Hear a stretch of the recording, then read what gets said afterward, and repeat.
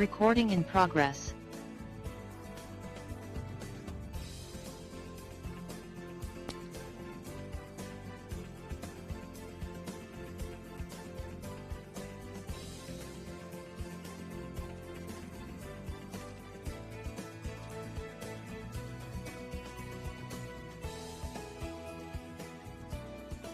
Good evening, everyone. My name is Sandra O'Connor, and I would like to welcome you to the Greensboro Planning and Zoning Commission meeting. Please note that this meeting is being conducted in person and online. If anyone participating online needs help with Zoom during the meeting... I'm afraid I can't hear the speaker. Excuse me? Chair O'Connor, we're just having a little technical difficulty. I'm so sorry to interrupt you. That's I'm going to get right. that taken care of right now. Are we ready? Yes, we are ready. Thank you.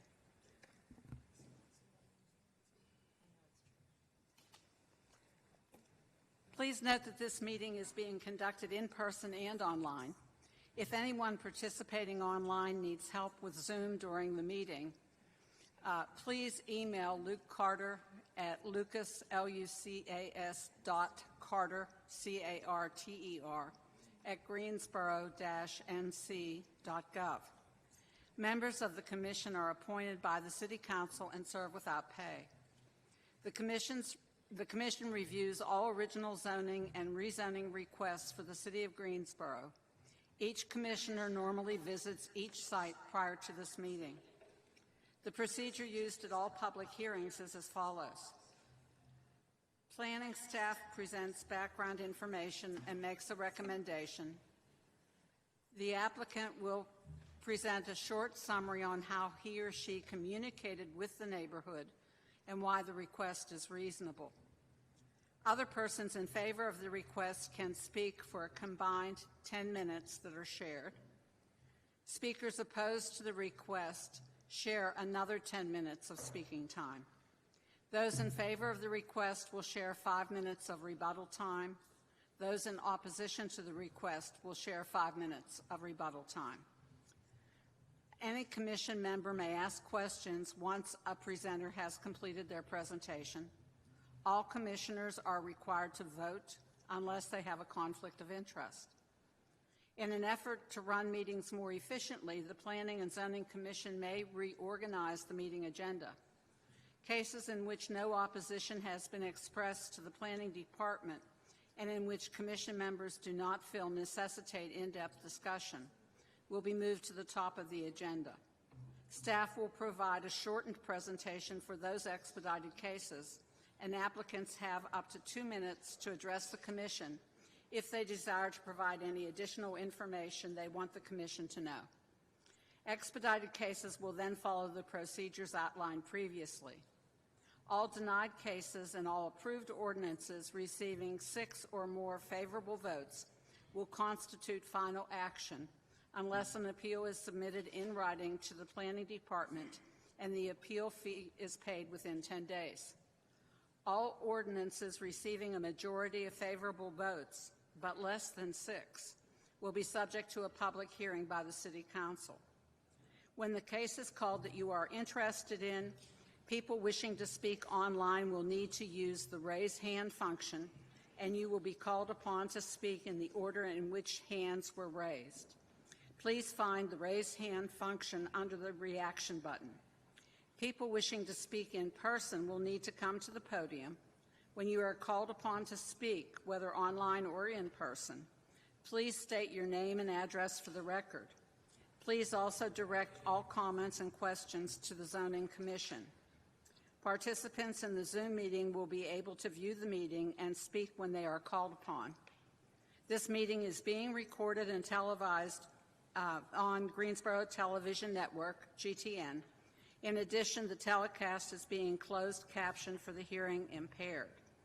At this moment, I'd like to give our attorney a chance to make any preliminary comments, and then we'll introduce the commissioners who are here and online, if any are online, and then we'll proceed with our meeting. Thank you, Chair O'Connor, and my apologies in advance. My voice is a little scratchy this evening, so if you just bear with me. I'd like to remind everyone in attendance that when considering rezoning applications, the Planning and Zoning Commission makes determinations based on the land uses that are allowed under the proposed zoning district put forth in the rezoning application, and where applicable, any proposed conditions that are included with the application. Land use concerns can be wide-reaching and, by way of example, include impacts on public infrastructure, such as traffic concerns. These issues can be relevant when a new land use would be allowed by a rezoning. However, there are concerns that are not related to land use and the conditions of a rezoning application, and those conditions would not be germane to the determinations that are made by this body.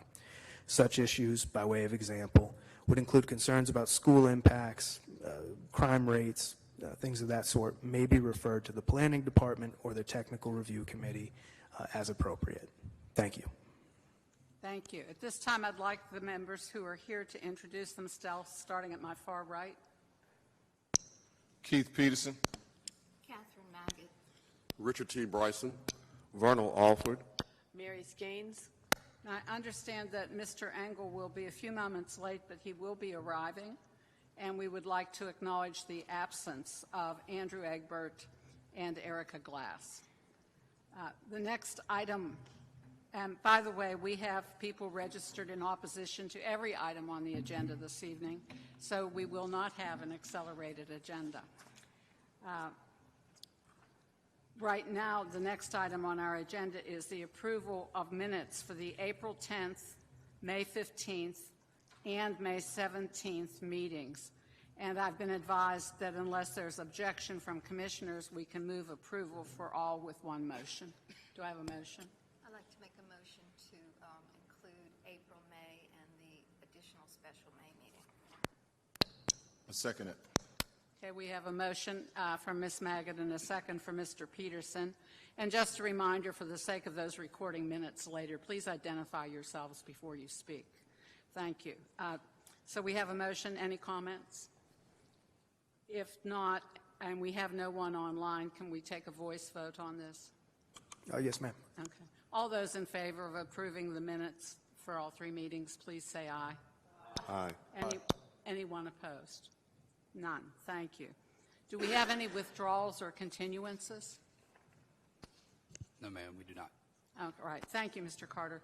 And by the way, Ms. McCook will be monitoring our online participants, and if anyone should be registered to speak on an item as it comes up, please feel free to let me know so that we can get them in, and we'll go back and forth between live and online. The first item on our agenda, then, is 2517 West Florida Street, which is Z2305002, a rezoning request from R5, residential single family, to CDRM8, conditional district residential multifamily, with the following condition: that permitted uses shall be limited to a maximum of 2 dwelling units. Mr. Carter? Thank you, Chair O'Connor. At the Planning and Zoning Commission's request, I just wanted to make a quick note about zoning cases and how they are presented. When an applicant comes in and requests a rezoning, they have two options on how they can request the rezoning. They can request a straight rezoning, in which case all of the uses that are allowed in that zoning district are taken into consideration, and the standards that are in the ordinance for things like landscaping, lighting, parking, street access, those standards that are already in the ordinance are what would be applicable to that rezoning. The other option that an applicant has when they request a rezoning case is to do a conditional district rezoning. And that is where they can add conditions to their rezoning request to make it more restrictive than what the ordinance would already permit. So conditions that you'll see tonight include limiting the uses that are allowed in the zoning district, may include fencing standards or access requirements or sign standards, sign height maximums. those are all designed to lessen the impacts of the request on the surrounding neighborhood. So at no point can a request be conditioned to a point where it is so restrictive that the property cannot be used for what it is intended to be used for. Also, at no point can a rezoning request be converted over to a special use permit. The land development ordinance is very specific in the permitted use table that for specific uses that require a special use permit, there's an S in the permitted use table. If the use is permitted, then there's a P or there's a U for it's permitted, but it has to comply with additional use standards. So everything that is presented tonight will be a rezoning request, and if there's a use that is allowed in that zoning district, and then the applicant later wants to do something that does require a special use permit, that would be an additional public hearing at the Board of Adjustments. But for tonight, everything that you'll see are rezoning requests. Any questions on that? All right. No, thank you for that clarification. I believe that will be helpful. Thank you. My pleasure. All right, the first case that we have on tonight's agenda is Z-23-05-002, and the address is 2517 West Florida Street. The subject property is approximately 0.23 acres and is located south of West Florida Street and west of Westgate City Boulevard. This is a request for rezoning from R5 to Conditional District Residential Multifamily 8. North of the request is zoned R5 and Conditional District Light Industrial. East of the request is zoned R5, Office and Neighborhood Support. South and west of the request are zoned R5. This is the aerial photo of the subject property and the surrounding area. The subject property is currently undeveloped. North of the request contains a single-family dwelling, undeveloped land, and self-storage. East of the request contains single-family dwelling and undeveloped land. South and west of the request contain single-family dwellings. This is an image of the subject property as seen from West Florida Street. And this image shows undeveloped land located north of the request, zoned R5. This image also shows undeveloped land. This one is located on the east of the request, zoned R5. This image shows a single-family dwelling located south of the request, zoned R5. This image shows another single-family dwelling located south of the request, also zoned R5. This image shows a single-family dwelling located west of the request, zoned R5. And this view is facing east on West Florida Street. The subject property is on the right. And this view is facing west on West Florida Street. The subject property is on the left. This is the condition that was proposed by the applicant. As read into the record by Ms. O'Connor earlier, is permitted uses shall be limited to a maximum of 2 dwelling units. In recommending approval of this request, staff concludes that the GSO 2040 Comprehensive Plan designates the site as urban central and adjacent to a reinvestment area and an urban mixed-use corridor on the future built form map, and it's also designated as residential on the future land use map. The proposed rezoning request supports the comprehensive plans filling in our framework goal to arrange land uses for a more vibrant and livable Greensboro, and the Creating Great Places goal to expand Greensboro's citywide network of unique neighborhoods offering residents of all walks of life a variety of quality housing choices. The proposed conditional district RM8 zoning district would allow a variety of medium-density residential uses consistent with other multifamily zoning in the larger area. The request further limits the maximum number of units to 2 in order to address compatibility with adjacent low-intensity residential uses directly adjacent to the subject property. And with that, I can answer any questions that you have. Thank you. Are there any questions? I have a question. Yes, sir. Help me out with this because I'm not quite sure. The RM8 is 8 units per acre. That's correct. Okay. So if you have 2.23 acres, why can you put 2 units on that? Because that doesn't quite get to a quarter of an acre, so I'm trying to figure that out. I will do the math on that and, Okay. and let you know. Okay. Because we do have a density table that shows what two can get. I will definitely do the math on that and make sure Okay. we're All right. requesting the correct zoning Okay, district. thank you. Thank you. Thank you for the question. Any other questions? If not, then the applicant has up to 10 minutes to speak in support of. Do we have the applicant? Hey, Oh, great. He's here. thanks, Rachel. Hey, my name is Philip. How are you guys doing today? Could you please identify yourself with your name and address, and if you could turn your camera on? Thank you. We see you. Great. Yeah, my name is Philip Lee. I'm located at 2208 West Cone Boulevard. I work with BMS Investment Properties and Keeney Builders. A little about us. We started here doing these renovations and building houses in 2008. We built over 400 houses since then. We own over 180 rentals in the Triad. We're privately owned. We truly care about our community.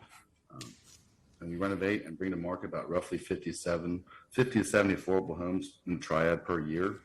I have a little PowerPoint presentation, but if you guys like to see, I can flip and show you and convey to you the style of houses we build. We were doing some houses, townhouses, and duplexes in Clemens. I have a short little tidbit. If you'd like to see that, I'm happy to share that with you all. Okay, we have your presentation on the screen. Fantastic, great. Yeah, so the company's BMS Investment Properties. The address in question, what we're discussing, is 2517 West Florida Street.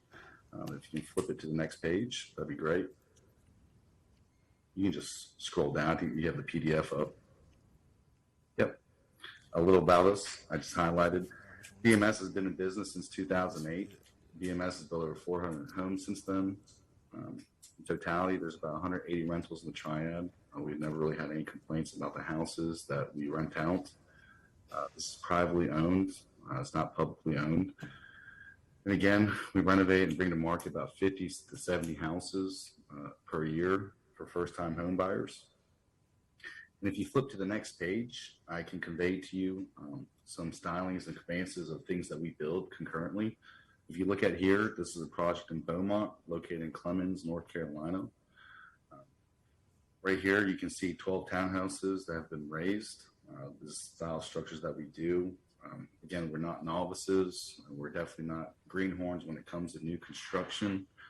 If you'd like to see some single-family residences we've done within the community, you can continue to move forward in the presentation.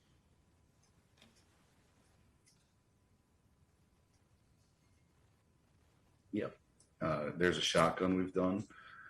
That's located off Bennett Street to the right. That's a single-family residential we've done. That's about 1,900 square feet. That's going to be located right in Guilford.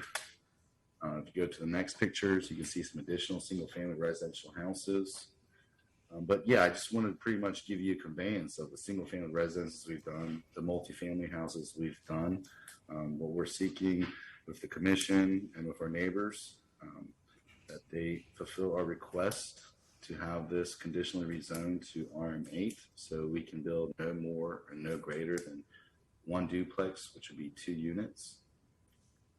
And to add a conjunction to this, what we've done as an organization, we've communicated in terms of the list that planning has provided us from the city of Greensboro. We sent over 154 mailings to the neighbors surrounding the area. We've provided contact information, my information with emails and things of that nature to let us know if they oppose of it. Concurrently, since our March 15 mailings, I haven't received any feedback or concerns regarding this rezoning situation. Again, I apologize. I'd like to be there in person. I'm just going through some situation personally. I just had to have my kids in the next room, so I really wish I could have been there in person to speak. That's all I have for you guys today. Thank you very much. Do any commissioners have questions for the applicant? If not, we have up to 6 minutes and 29 seconds remaining if anyone else would like to speak in support of the application. While we're waiting on that, I do want to follow up to Mr. Alford's question. In the RM8 zoning district, for a duplex, the minimum lot size is 7,500 square feet. And the acreage here at .23 is 10,018 square feet. So it meets the minimum lot size for a duplex. Thank you for the Thank you. question and for the clarification. Thank you. If we don't have anyone else speaking in favor, we have up to 10 minutes available for anyone wanting to speak in opposition. I have Ms. Jackson registered in opposition. If you would come to the podium and give your name and address, please.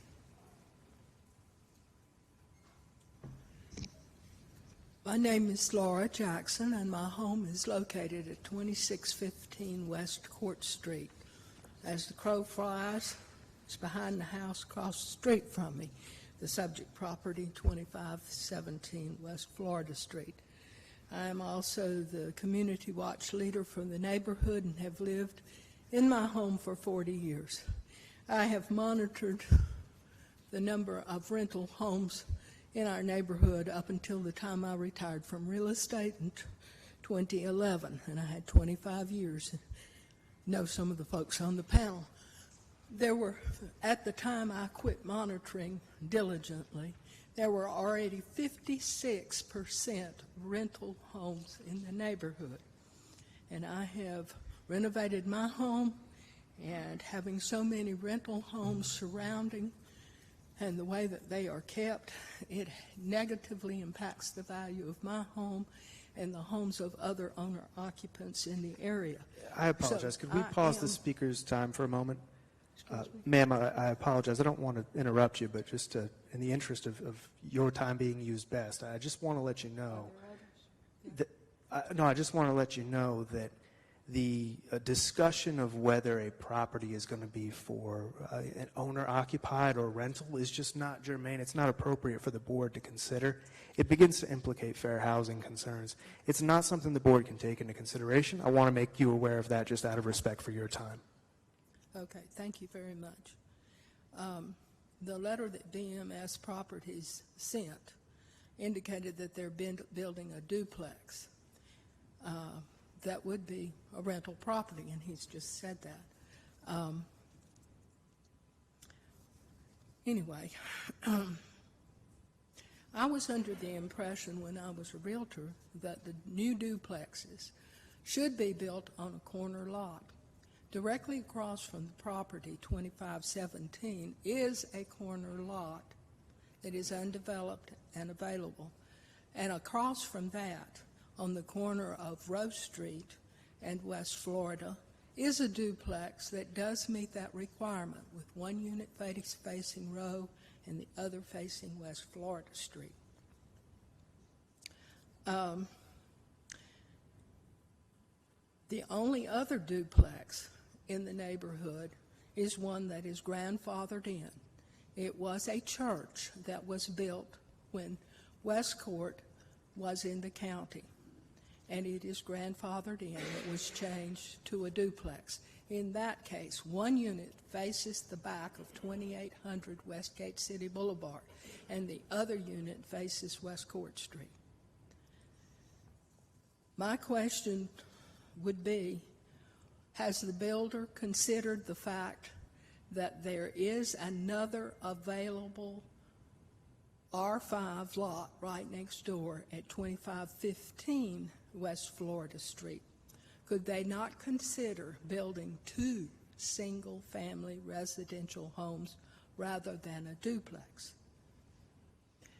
I also want to know how many curb cuts there would be onto West Florida and how much paved parking would be provided. Because of all the rentals that we have in our neighborhood, many, many people are violating city ordinances and parking on lawns. I have great concerns for my neighborhood, and I've been the community watch leader since the year 2000. Thank you for your attention. Thank you, Ms. Jackson. Does anybody have any questions? Ms. Jackson? Ms. Jackson, did you receive a letter from Mr. Philip Lee, the developer? Yes, I did. And it didn't have letterhead, but their address was on the envelope. And a neighbor of mine, also concerned, who's been a block captain, tried numerous times to reach them at the email address that was given on this letter, and that didn't work. She also tried numerous times calling to ask questions, and the phone would ring, and then it would go immediately to busy. Now, she's a very handicapped lady, but very astute with a computer. So I have no doubt she did her very best to reach and talk to these people on my behalf, because I'm very active in my church and have other personal concerns at the moment. All right, thank you. Any other questions? Thank you, Ms. Jackson. There's 6 minutes and 42 seconds remaining if anyone would like to speak in opposition. Do we have anybody online?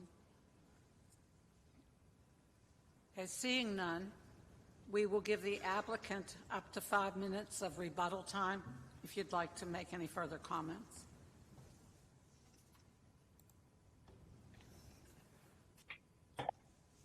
Hi. You guys ready for me to respond? Yes, go ahead, Mr. Lee. Okay. Thank you. Yeah, unfortunately, I just checked my email again, and unfortunately, there's no emails. There's nothing in junk. So I'm sorry about that confusion. There must be some disconnect. To answer a question from Ms. Jackson, there'll be 2 curb cuts, 2 driveways, and I did follow up with GDOT. We will have a turnaround driveway that will accommodate about 4 to 5 cars for parking. It will be a turnaround driveway, so it doesn't inundate that busy street. Was there any other questions that I forgot to address by Ms. Jackson? Mr. Lee, I do have a question for you. Did you reach out to the neighborhood other than the letter, or did you said you didn't receive any response to your letter? No. Okay. We've sent all mailings to certify. We sent it over to 154 neighbors in the neighborhood. Thank you. Do we have any other questions? Is there anyone else that would like to speak in favor? Seeing none, we do have up to 5 minutes of rebuttal time for those in opposition. Do you have any further comments? And then just please identify yourself again.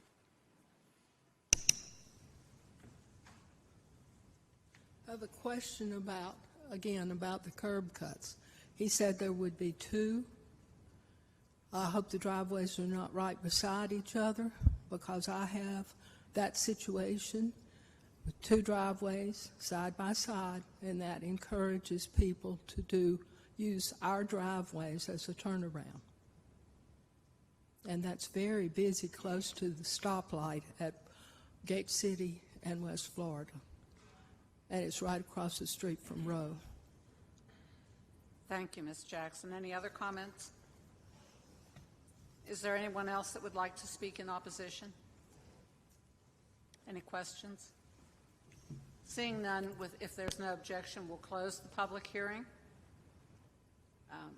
Do we have any comments? If not, I'll take a motion. Madam Chair, I have a question for staff. Luke, yes, how you Mr. doing, sir? Bryson. I'm doing well. How you doing, Mr. Bryson? Doing well, thank you. I don't have a visual. I'm a visual kind of person of how this will fit a duplex plus 2 driveways on 0.23 acres of land. Has TRC looked at this and say, okay, is this truly capable of being done? Or, because I don't see the applicant have a rendition of what it may look like on this particular parcel. He does have the lot dimensions.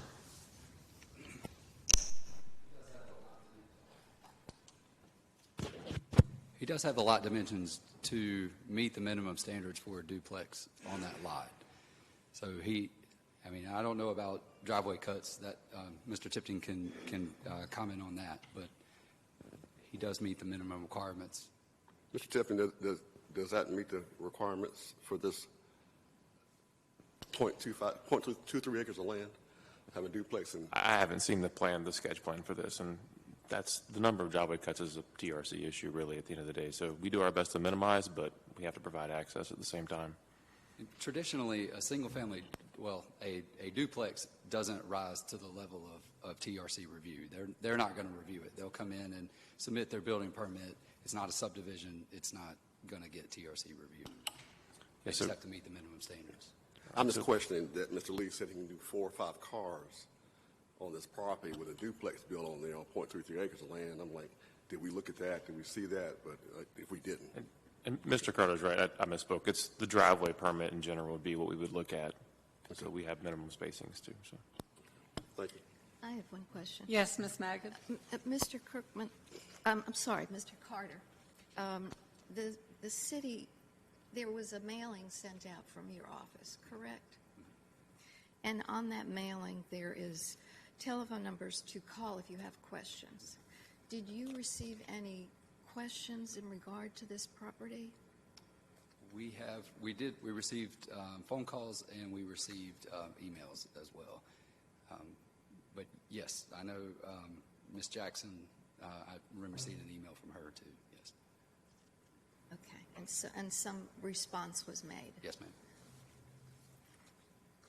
Any other questions?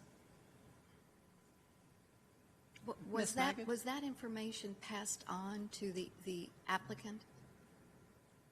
About the opposition? telephone calls and emails that you received, did they get copies of It wasn't a significant amount to my recollection. But we only have one person here tonight or signed up to speak who's in opposition. But yes, our general practice is to forward opposition to the applicant. Okay, thank you so much. Yeah. Do I have a motion?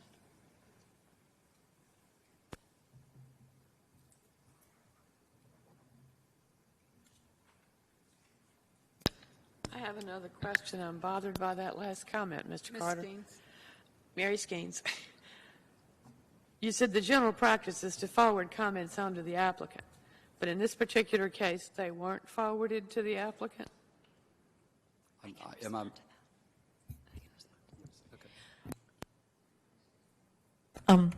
I just wanted to let you know that we did hear from Ms. Jackson and from another person, and we did communicate their contact information and concerns to Mr. Lee.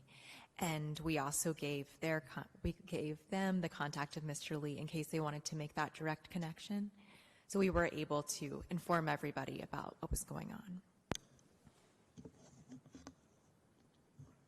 I'm getting a negative shaking of head from Ms. Jackson. And the hearing is closed, but there seems to be some question as to whether or not anyone contacted her from the city.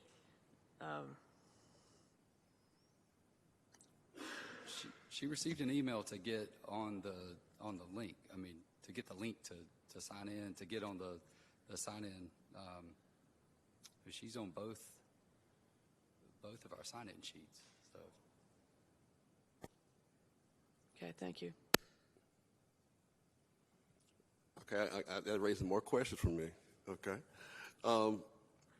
If Ms. Jackson and another person got the response from Mr. Lee Mr. Lee got the response from Ms. Jackson and the other citizen, did Mr. Lee respond back to them concerning?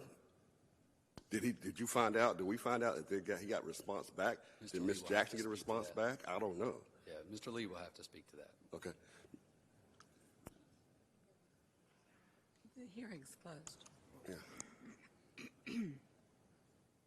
I'm sorry, did you say the hearing's closed? Do you want me to speak? Our attorney thinks that you should go ahead and respond. Okay, yeah. Sure. So I got. If the board wishes, yes, I think.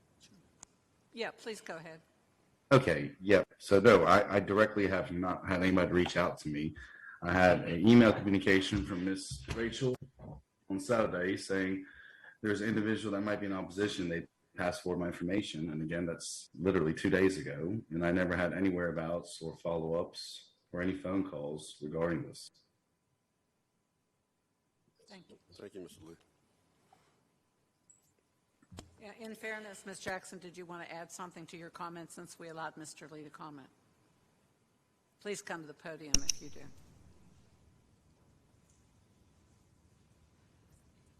Over the weekend, I got an email from Rachel McCook, and it had a whole bunch of stuff referring to a Patrick I didn't see how I could respond, and I didn't know who a Patrick was.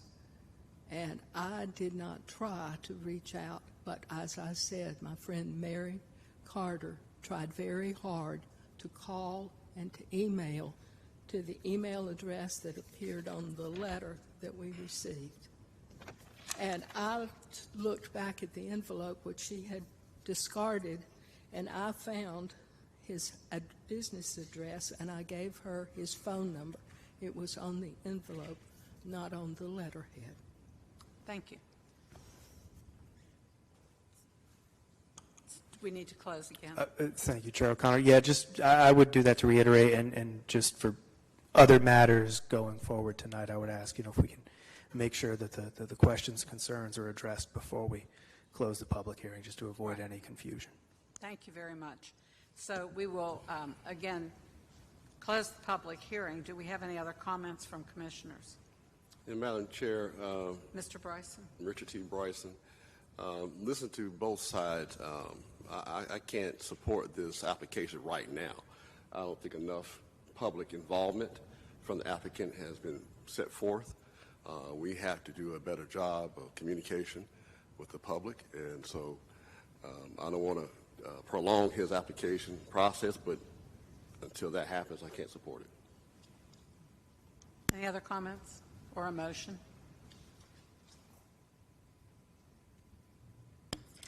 I'll make a motion. Thank you, Ms. Magnet. Regarding Z23-05-002, the Greensboro Planning and Zoning Commission believes that its actions to recommend denial of the rezoning request for the property at 2517 West Florida Street from R5 residential single family to CD RM8 conditional district residential multifamily to be inconsistent with the adopted Greensboro 2040 comprehensive plan, and considers the action taken to be reasonable in the public interest for the following reasons. The request is inconsistent with the comprehensive plan's future build form map and future land use map. The proposed CDRM8 zoning district as conditioned does not limit negative impact on the adjacent property, nor does it permit uses which surround the fit of the context of the surrounding area. The request is not reasonable due to the size, physical conditions, and other attributes of the area, and it will be detrimental to the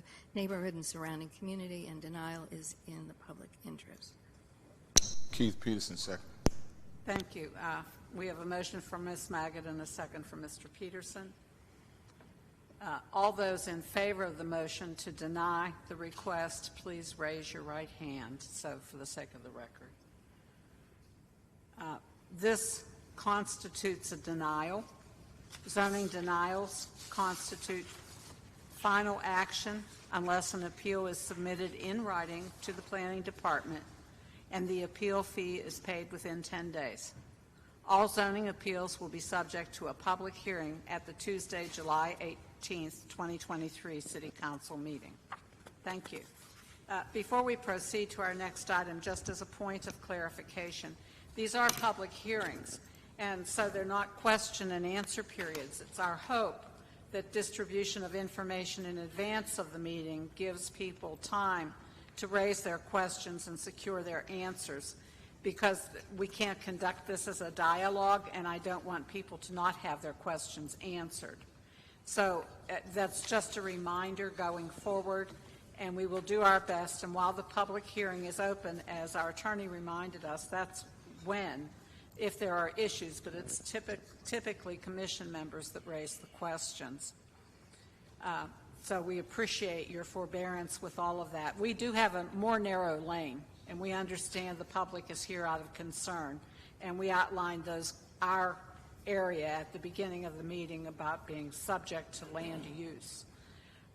We welcome Mr. Engel to our meeting, and our next item on the agenda is Z23-05-006, a rezoning request from R3 Residential Single Family 3 to CDCM Conditional District Commercial Medium for the property identified as 1801 Cude Road and 1199 Pleasant Ridge Road, generally described as northwest of Pleasant Ridge Road and west of Cude Road, 2.1 acres. Mr. Carter? Thank you, Chair O'Connor. This is the zoning map for the subject property and the surrounding area. The property contains approximately 2.1 acres and is located northwest of Pleasant Ridge Road and west of Coode Road. This request is for a rezoning from R3 to conditional district commercial medium. North of the request is zoned county ag. East of the request is zoned county ag and city LI.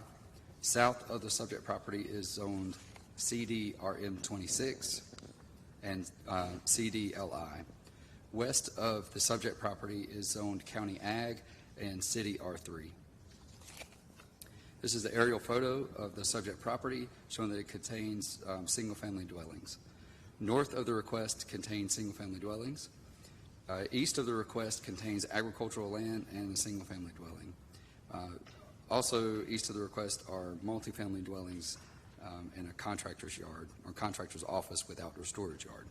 South of the request contains multifamily dwellings and a business park, and west of the request contains single-family dwellings and undeveloped land. This is an image of the northern portion of the subject property as seen from Coode Road. This image shows the subject portion of the southern portion of the property as seen from Pleasant Ridge Road. This image shows a single-family dwelling located west of the request, zoned county ag. Sorry, that's northwest of the request, zoned county ag. This image shows the single-family dwelling located north of the request, also zoned county ag. This image shows the agricultural land that's located east of the request, split zoned county ag and city R3. This image shows a single-family dwelling located east of the request on Pleasant Ridge Road, zoned R3. This image shows the multifamily dwellings located south of the request, zoned city CD RM26. And this image shows a single-family dwelling located west of the request, zoned county ag. This view is facing northeast on Pleasant Ridge Road. The subject property is on the left. And this view is facing southwest on Pleasant Ridge Road. The subject property is on the right.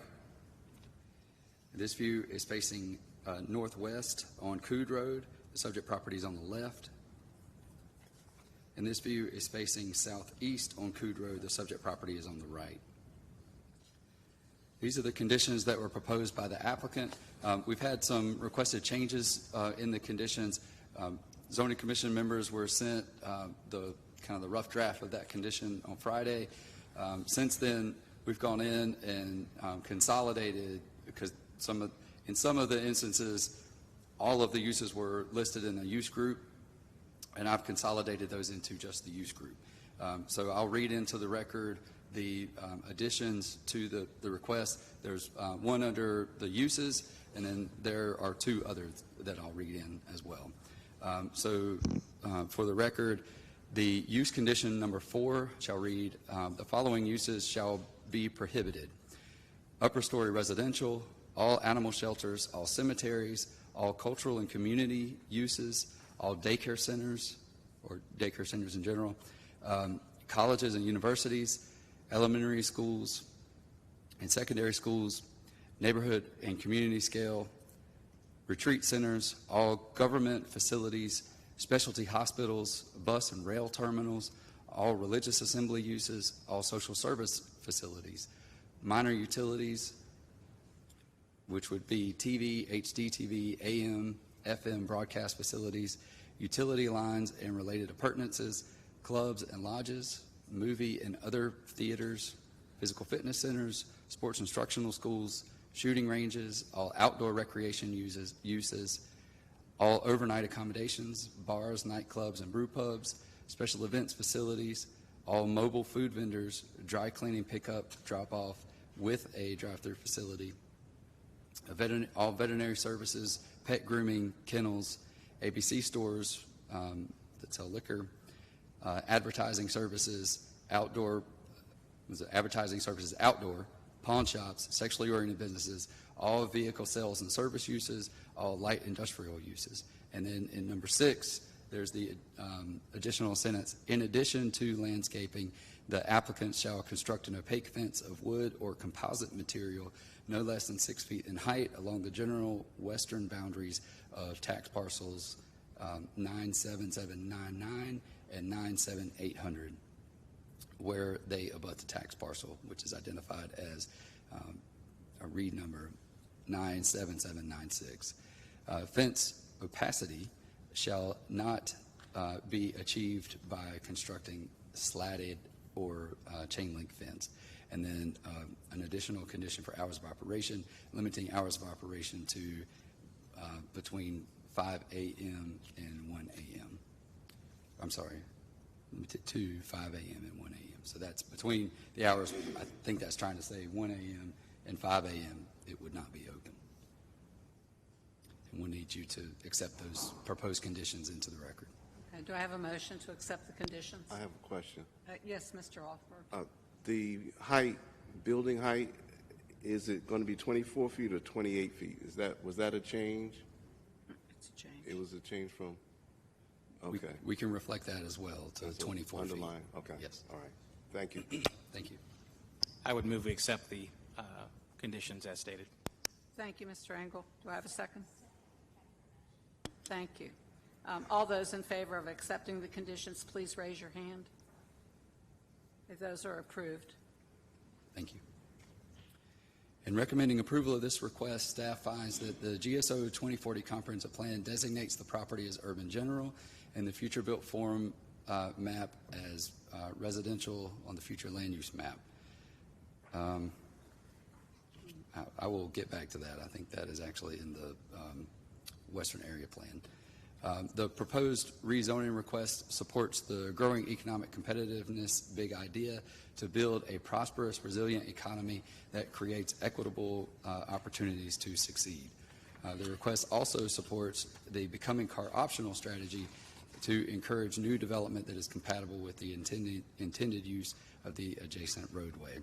The CDCM zoning district as conditioned includes conditions that limit negative impacts on the surrounding properties, and the request is compatible with existing land uses on adjacent tracts.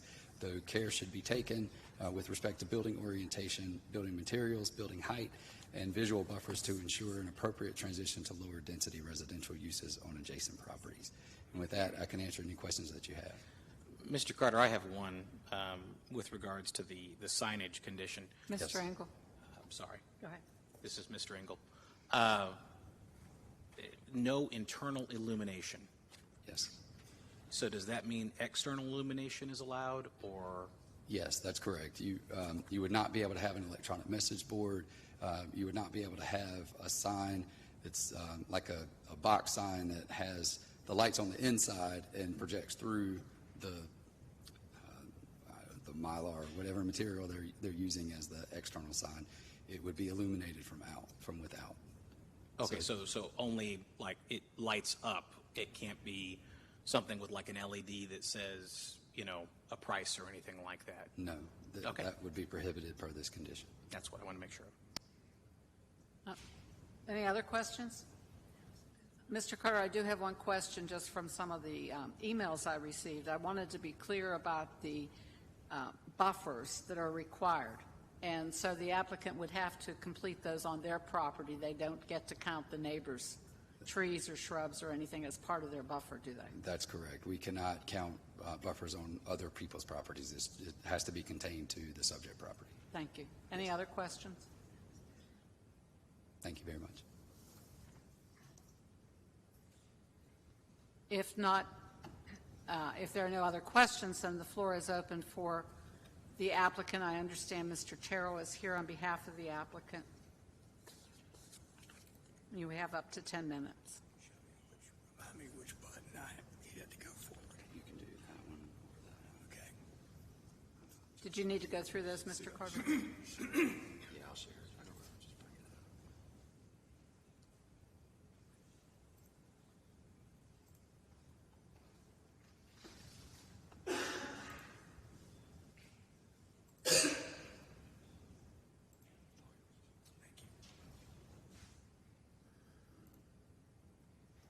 up. Thank you. Good evening. Tom Terrell, 230 North Elm Street here in Greensboro, representing the applicant. I want to start by showing you something that some of us might sort of remember. This is a 70-year-old aerial of what it looked like west of the airport and north of the airport in the early 1950s. And if you look at the bottom right-hand corner, you see a lonely little runway down there. But if you scroll forward to 2023, none of what used to be only farmland. It was farms and scattered homes back then. Now it's industry. Now it's commercial. It has all changed. And if you look northwest of the airport, you will see the exact same thing. The airport itself is now massive. You see a ribbon of highways.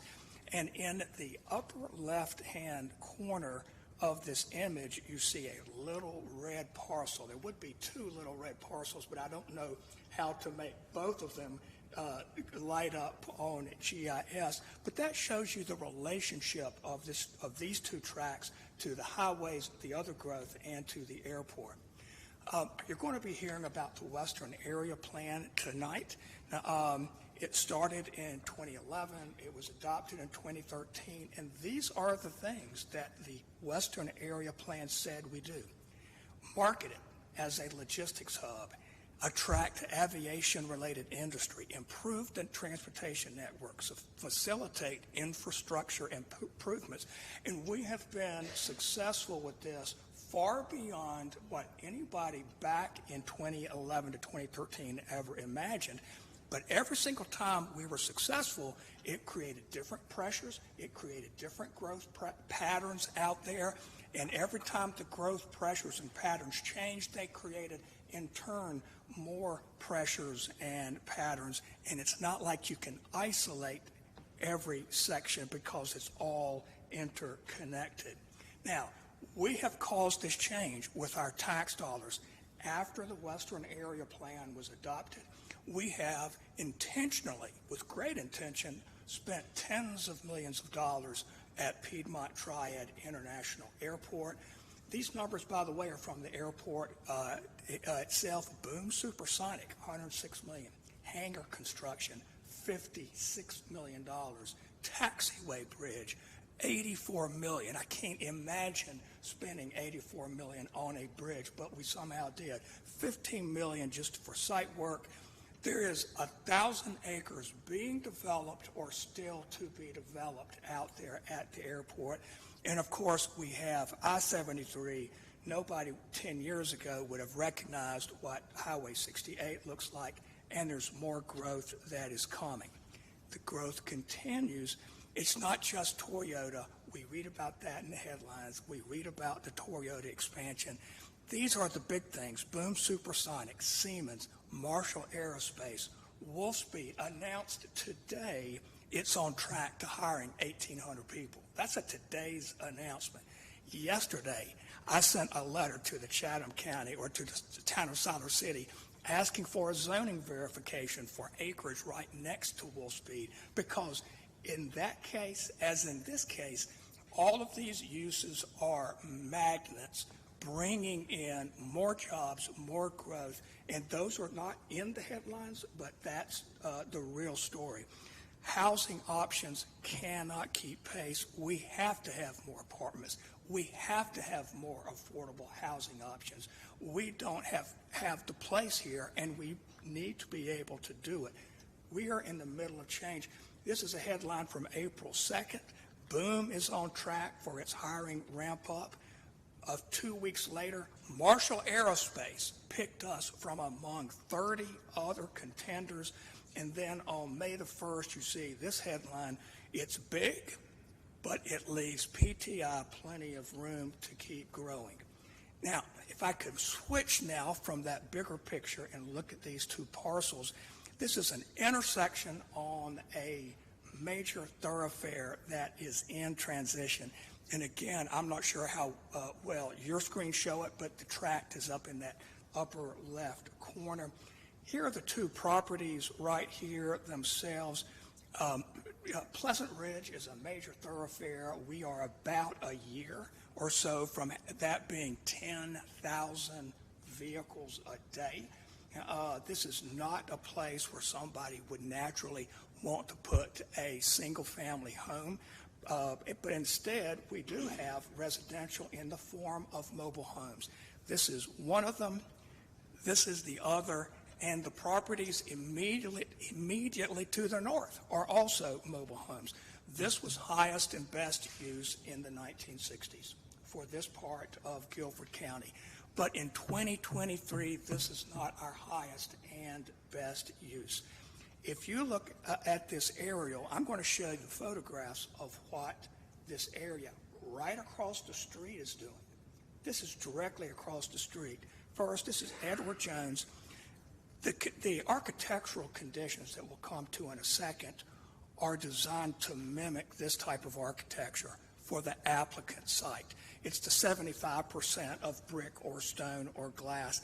Doesn't mean it would look exactly like this, but this is a frame of reference for the architectural or the aesthetic compatibility. Also across the street, the plantation at Pleasant Ridge, it's filling up and filling up fast, very attractive, but this is what's coming to this part of our city and our county. Is another image of it.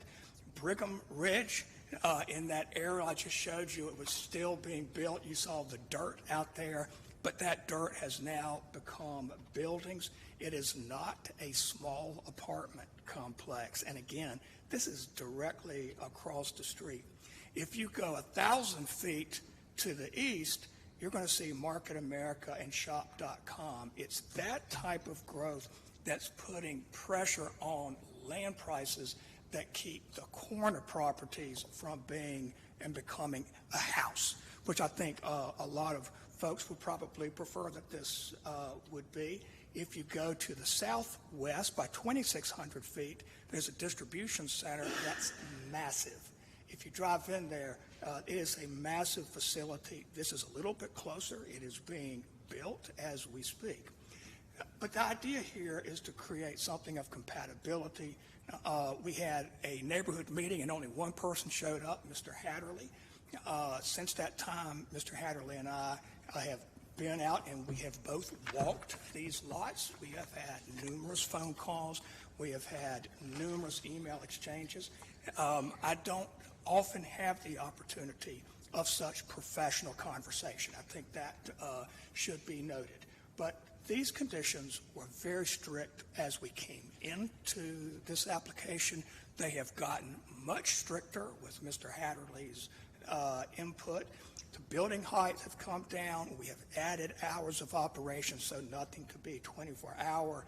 As Mr. Engel, you asked, this is just the external illumination is to make it a classier look and to have less light straying into a neighborhood.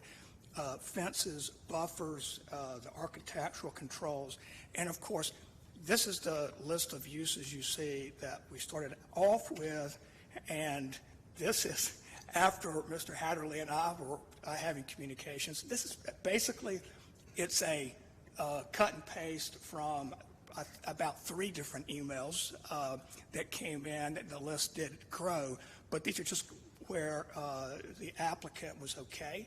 They were just put in here. I do think it's important to note there have no tenants under contract. There are no tenants identified. The built form, nothing is known. The traffic study had to use the most intense use for its study, but whatever does come is going to have to be very heavily conditioned both for the function of this area and for the aesthetics of it. And I will conclude with this. This area has changed, and that is the trajectory. And we're in trouble if we don't continue for this area to grow. It's caused by the Western Area plans. That growth has put pressure on these little marginal peripheral tracts. This is a highway. It's near highways, high-density residential. It's at an intersection.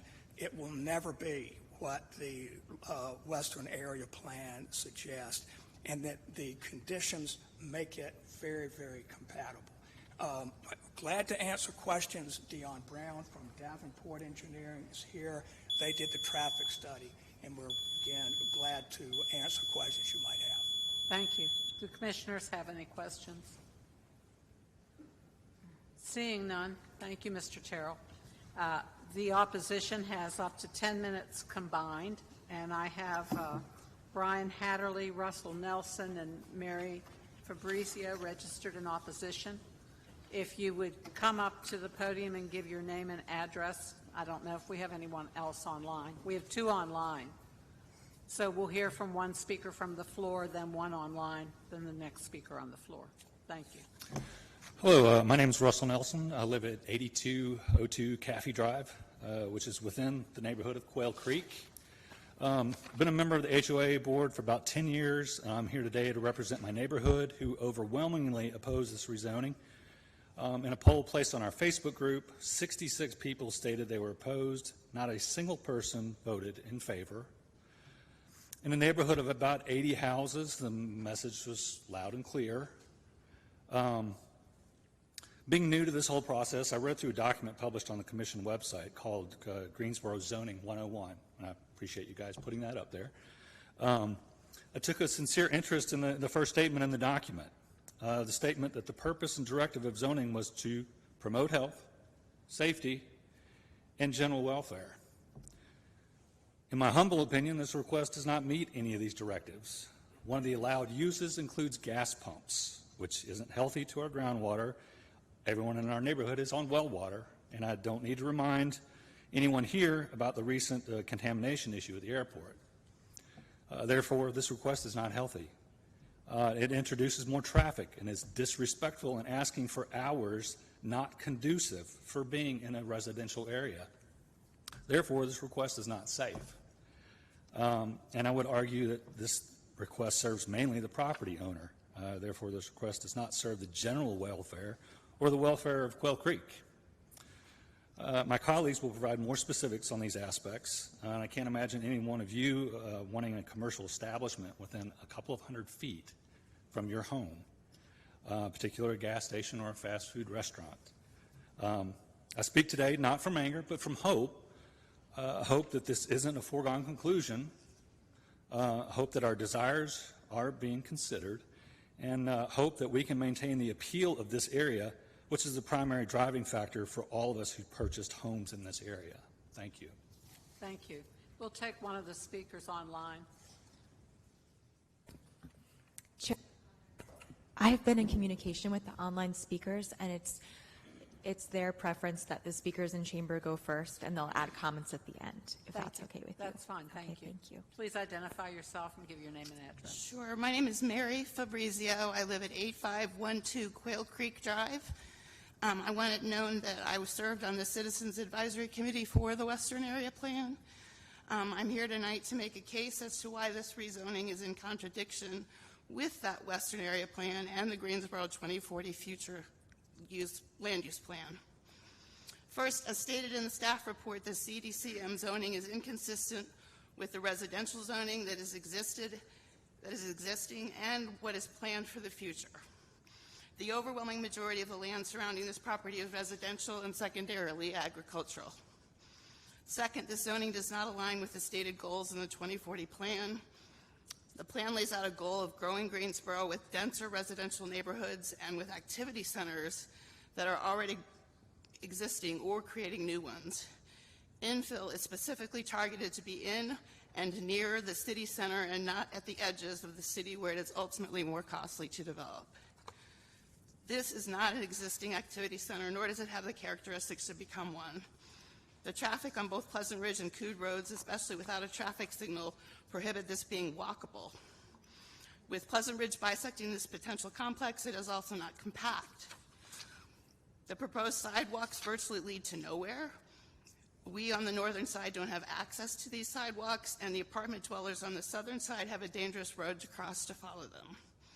Not to mention the fact that Pleasant Ridge Road is supposed to be expanded to a 4-lane road in the future, and nowhere in the staff report nor the traffic analysis is this addressed.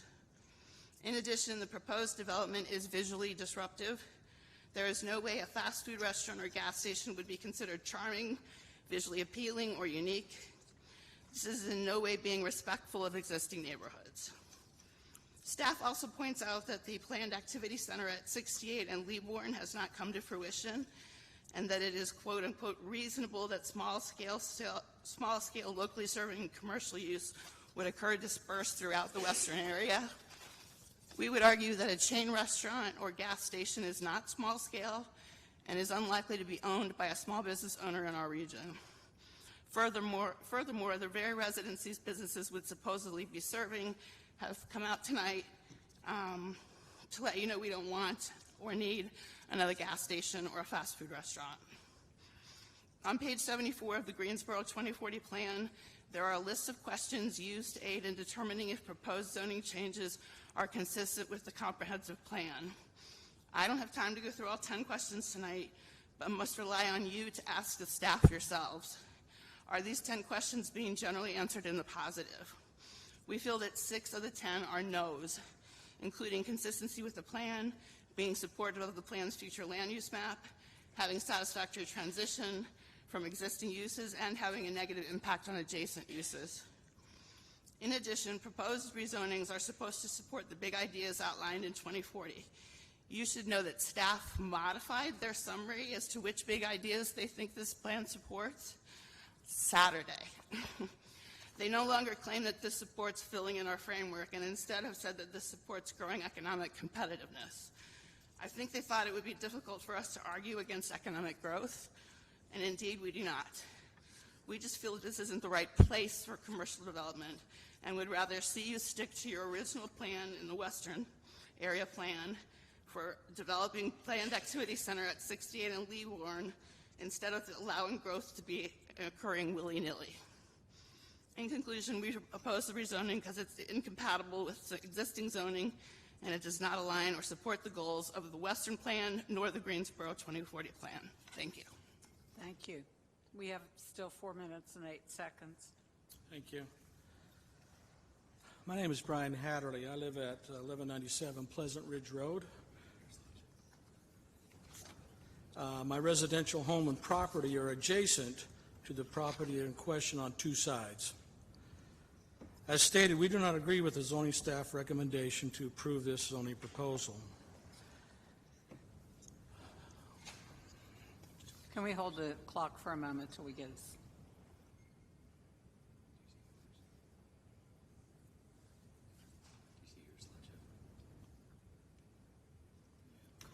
I got 2 slides. Is it the one down in the corner? It's none of those. Got a flash drive with it on. It's a PowerPoint. It's called, go ahead.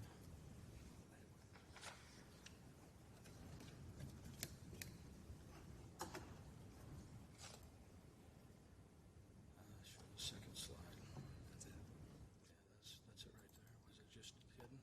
Yeah. Go to this one. Thank you.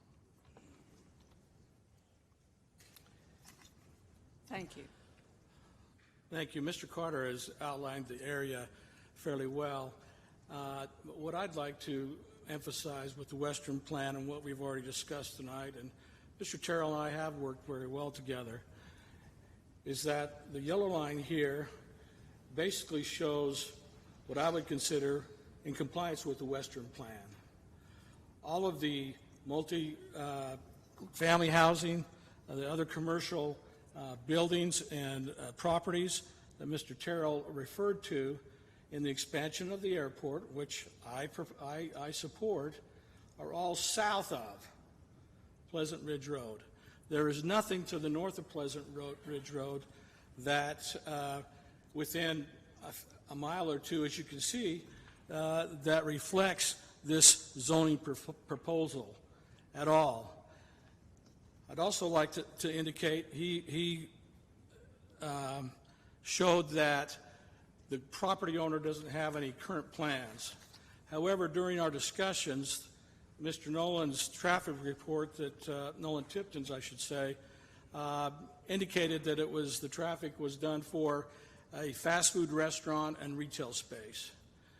As we negotiated that big amount of changes of permitted zoning uses, Mr. Terrell, representing his client, came back and said, I can agree with all those, except I have to have put back fast food restaurant.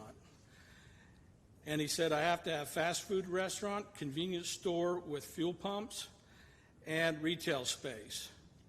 I don't know what that communicates to me, but that communicates to you. It communicates to me that the property owner is certainly looking at that.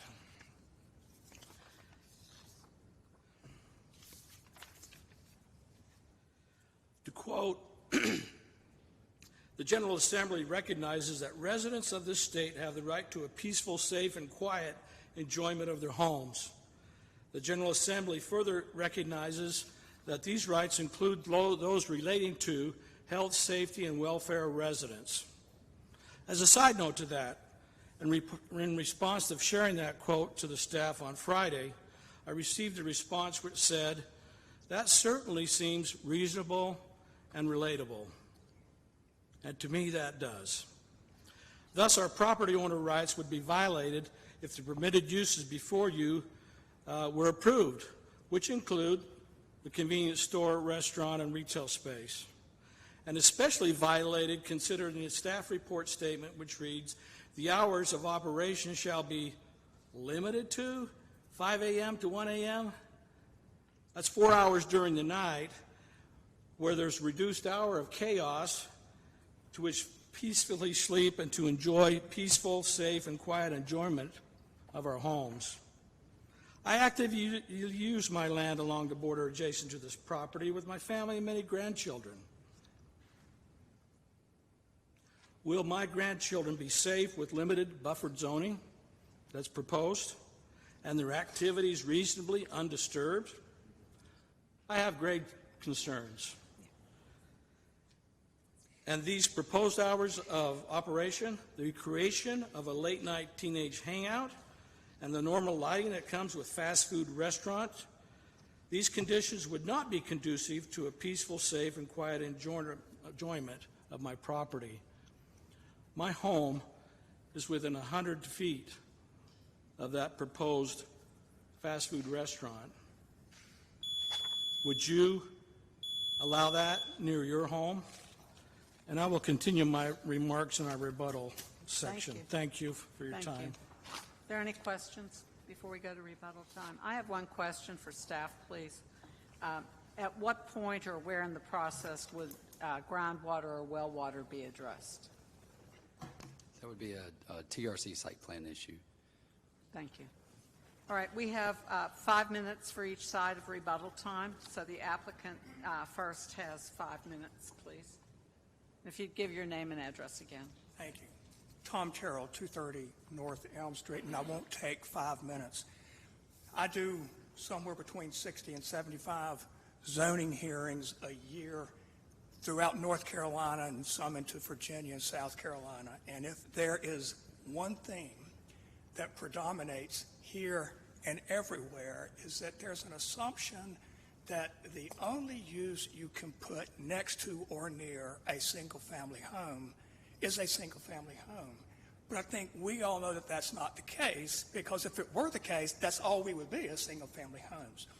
We have to have places that transition from single-family to other uses that are commercial, that are educational, institutional, a church, industrial, an airport. And that is what this is. It is a very heavily conditioned application. Now, this application was done with the knowledge that there were residential neighbors to the west and to the north. And as you saw, the conditions were put in with that very intentionally in mind. And there was a lot of conversation. There was a lot of input by neighbors, or at least Mr. Hatterley, as to what those were.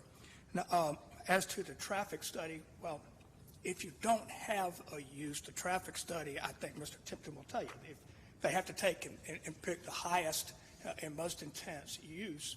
But in this case, the highest and most intense use happens to be about all that is left once you remove everything else from this zoning district that has been removed.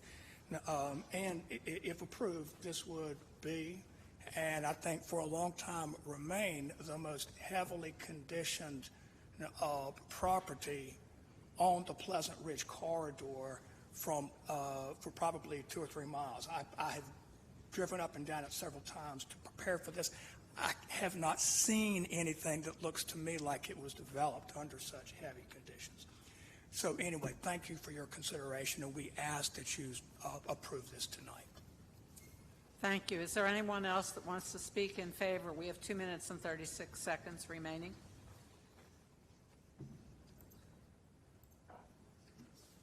Seeing none, we will go to the opposition. We have 5 minutes of rebuttal time. Would the online speakers like to identify themselves, please? If you'd give your name and address, and if you could turn on your camera, please. Okay, first we're going to have Kate Fogarty. Ms. Fogarty. Good evening. Can you hear me? Yes. Okay. Can you turn Thank your you camera? for allowing me the chance to speak today. I had a pretty lengthy list of things that our neighborhood was concerned about with Excuse the. me. Could you give your name and address, and if you Yes. could turn your camera on, that would be helpful. Okay, I thought it was on. This is Kate Fogarty. My address is 8513 Quail Creek Drive in, let's see, I'm trying to start video. Here we go. Sorry about that. There you go.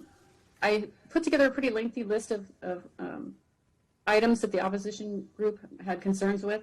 I'm going to skip a lot of that for time today and just kind of tack on to what other people have said. We don't think this proposed land use is compatible with the surrounding area. Mr. Terrell had put up a map that showed the highlighted parcel in the upper left-hand corner. And what you don't see from that is that everything off the page up there is residential and agricultural, and predominantly everything, not 100%, I'm sure, but so we want something. If there's going to be development there, it needs to be in some way compatible with the surrounding area, and that's kind of our big issue. We're concerned about traffic. We're concerned about light pollution. We're concerned about ecological impacts for numerous species, potential for erosion. We've got creeks and ponds in this area.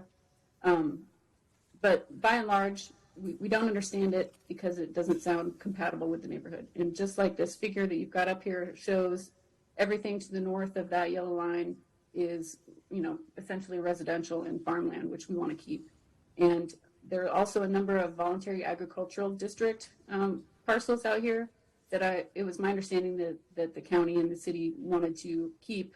Those are heritage sites and do a lot of good for the families that own them. So that pretty much wraps it up for me.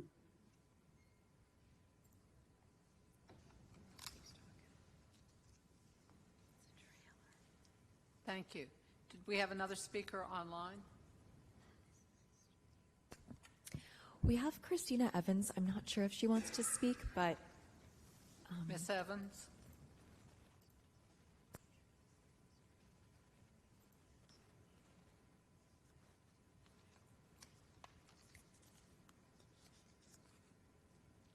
If not, then we'll go back to Mr. Hatterley. If you'd give your name and address again, we have 3 minutes and 29 seconds. Brian Hatterley, 1197 Pleasant Ridge Road, Greensboro. I'll go very quickly here. This proposal does not substantially support the airport expansion. This is clearly far away from there. I agree that housing is the most important thing for Boom Supersonic, and you all are doing zoning approvals to do that. How does a fast food restaurant way out here really affect the Greensboro Airport expansion? It does not.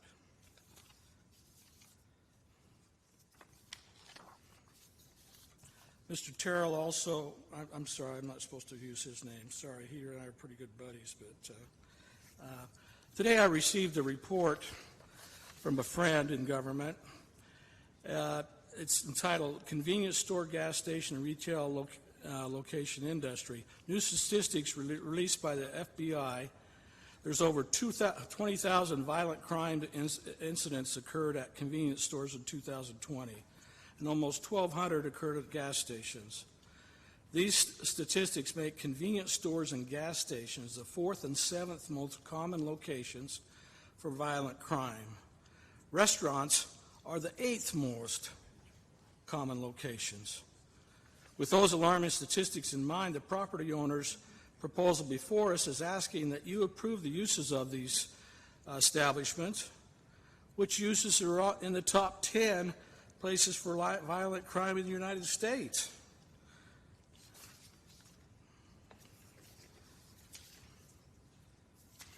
Sorry with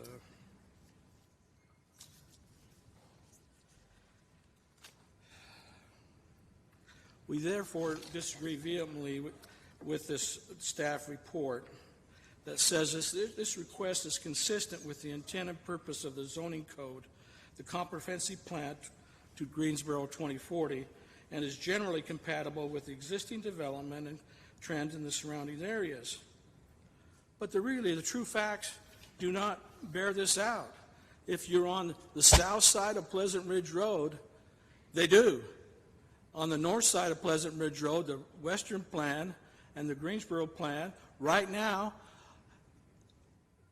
the property use there is exactly what those plans have called for. And again, if you were in my place, would you want a fast food restaurant or something like that where all hours of the night within 100 feet of your home?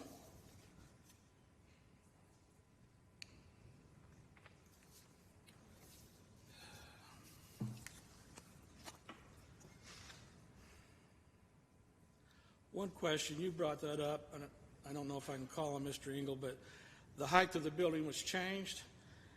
In the limited, in the permitted, non-permitted uses, upper level apartments or residential was prohibited.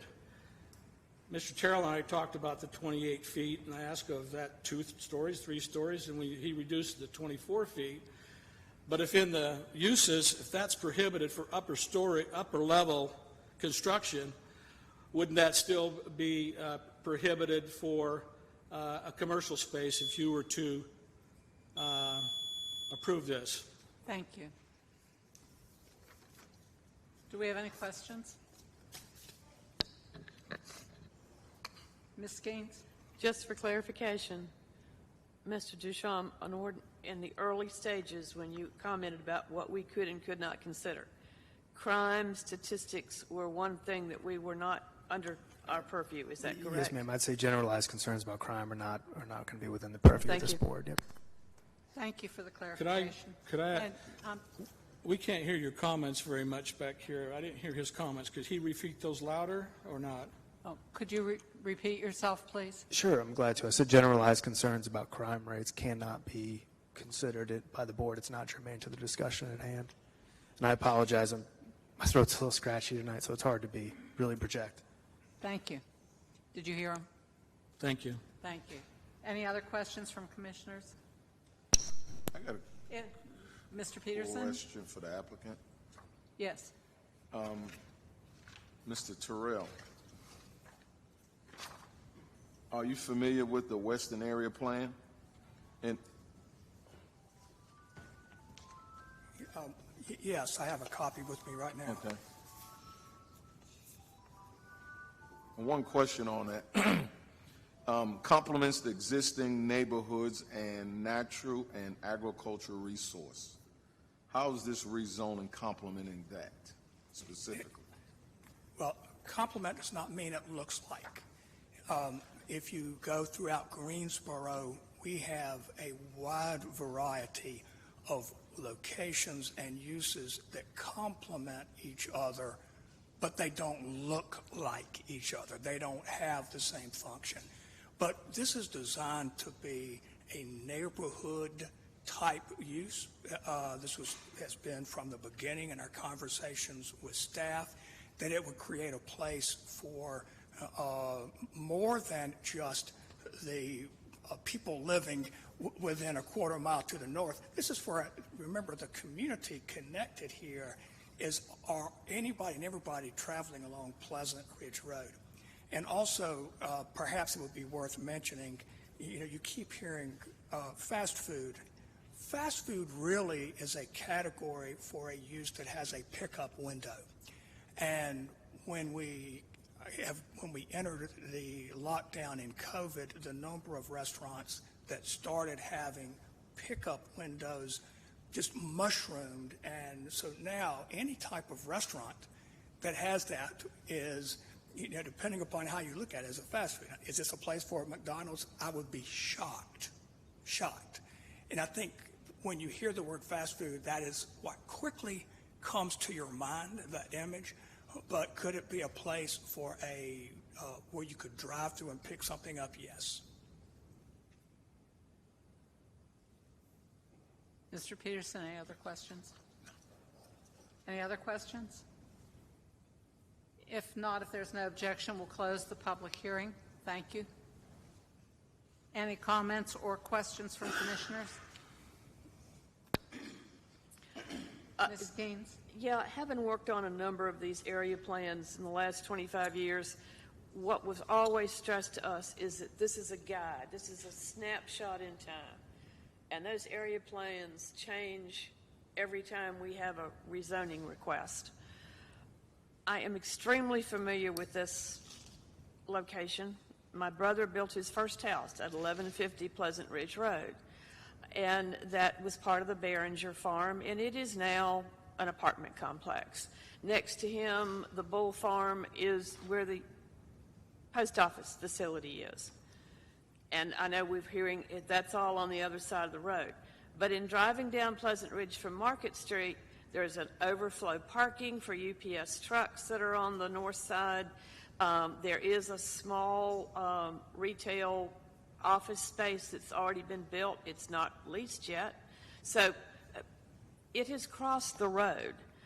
And where we are in this location is things are changing. This is an area in transition. My brother had to go to Guilford College to get milk and bread. I mean, there wasn't any place to pick up a loaf of bread. And to my knowledge, there still isn't, unless you go out to the sheets up on 68. So with the concentration of residential that is there is, I see, a need for conveniences, picking up a loaf of bread, picking up a gallon of milk, picking up a liter of Coke, whatever it might be. So you've got some complements here that no one is going to build a brand new single family house on the corner of Coode Road and Pleasant Ridge, and that's across from the apartments. So what's another use that will be less intrusive than the post office facility that's across the road? I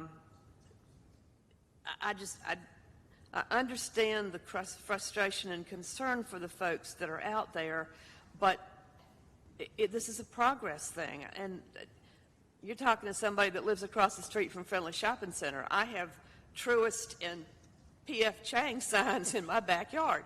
It's the price of expansion and the price of development.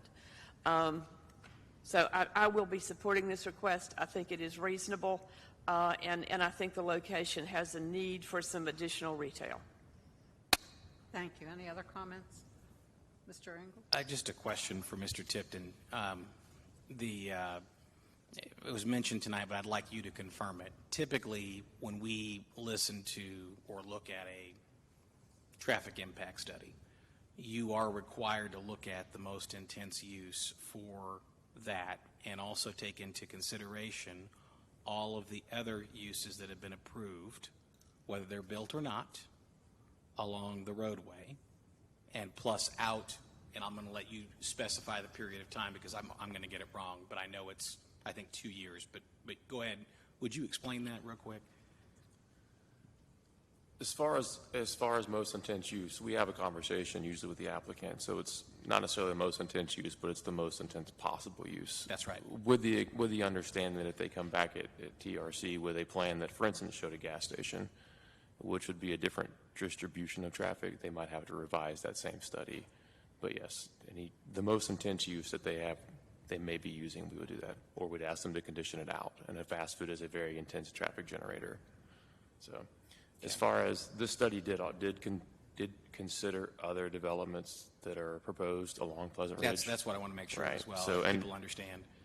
So it's not just this use and nothing else that's built out there. Would have also taken into account the light industrial, the apartments that have not entirely been built yet, all of the office uses along Pleasant Ridge Road, all of those other things. Is that right? And that timetable is based upon the applicant's assumption of when they'll have their development open.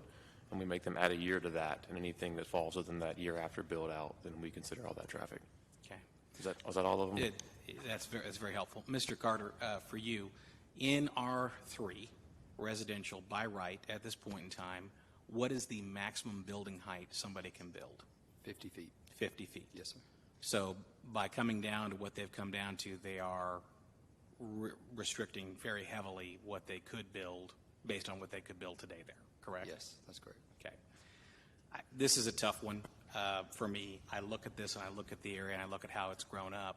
The struggle that I've got here is that you've got RM26 across the street. You know, if I look at the large parcels of land, and there are ag out there, I will say that, but farms are not farms forever. I grew up in a small farming community. It's houses, it's apartments, it's a lot of things right now back up in Indiana. And the difficulty is, if you just allow it to be apartments, or you just allow it to be houses, you get what's called sprawl. GSO 2040, in particular, talks to us about a mixture of uses that keeps us from having to drive all the way across the city to do things. Ms. Skeens has pointed out that there are needs for retail applications within these residential communities. That's what the GSO 2040 comprehensive plan guides us toward. 2.1 acres in this, I think, is reasonable in this use. So I will be supporting it this evening. Anyone else? Catherine Maggot. I'd just like to say, after driving out and looking at this particular location, prior to that, I was on the fence, but after seeing the commercial uses on either end, I will be voting in favor of this. Thank you. Madam Chair, this is Richard T. Bryson. Yes, a question for staff. To the northeast of this property, when I went out there to take a look at it, it's being developed. Is that commercial or is it residential? To the northeast? That's Correct. It's closer to 68. There's development out there now. It's like they do the grading right now, but no vertical. Closer to 68. That was a rezoning that we had a while back. That was a proposed church. Okay. But it's much closer to 68. Yeah. I was out there. I took my son around, let him look at it. He was asking me about it. I don't know. But the thing about it is that this area is not changing. It's changed. This area is beyond transition. This area is a lot of commercial, a lot of multifamily already there. So I'm going to have to support this. If nothing else, just looking at the surroundings, what's in the future with the airport being so close by and all the amenities coming to the airport, that the things that the airport attracts, you're going to have some things. You don't have much amenities out there in that area. So, do we have a motion? I'll do it. Thank you, Mr. Engel. In regards to agenda item Z-23-05-006, the Greensboro Planning and Zoning Commission believes this action to recommend approval of the rezoning request for the properties located at 1801 Cude Road and 1199 Pleasant Ridge Road from R3 Residential Single Family 3 to CD-C-M Conditional District Commercial Medium to be consistent with the adopted GSO 2040 Comprehensive Plan, and considers the action to be taken in a reasonable and in the public interest for the following reasons. 1, the request is consistent with the comprehensive plan's future built form map and future land use map. 2, the proposed CD-C-M zoning district as conditioned permits uses which fit the context of the surrounding area and limits negative impacts on adjacent properties. 3, the request is reasonable due to the size, physical conditions, and other attributes of the area. It will benefit the property owner and the surrounding community, and approval is in the public interest. Richard T. Bryson, second. Thank you, Mr. Engel and Mr. Bryson. Any other discussion? All those in favor, please signify by raising your hand. It's unanimous. This approval constitutes final action unless an appeal is submitted in writing to the Planning Department and the appeal fee is paid within 10 days. Anyone can file such an appeal. All such appeals will be subject to a public hearing at the Tuesday, July 18th, 2023 City Council meeting. All adjoining property owners will be notified of any such appeal. Thank you. I have 7:06, and we need to take a break before 7:30, so this would be the opportune time. We'll take about 10 minutes, please. Thank you.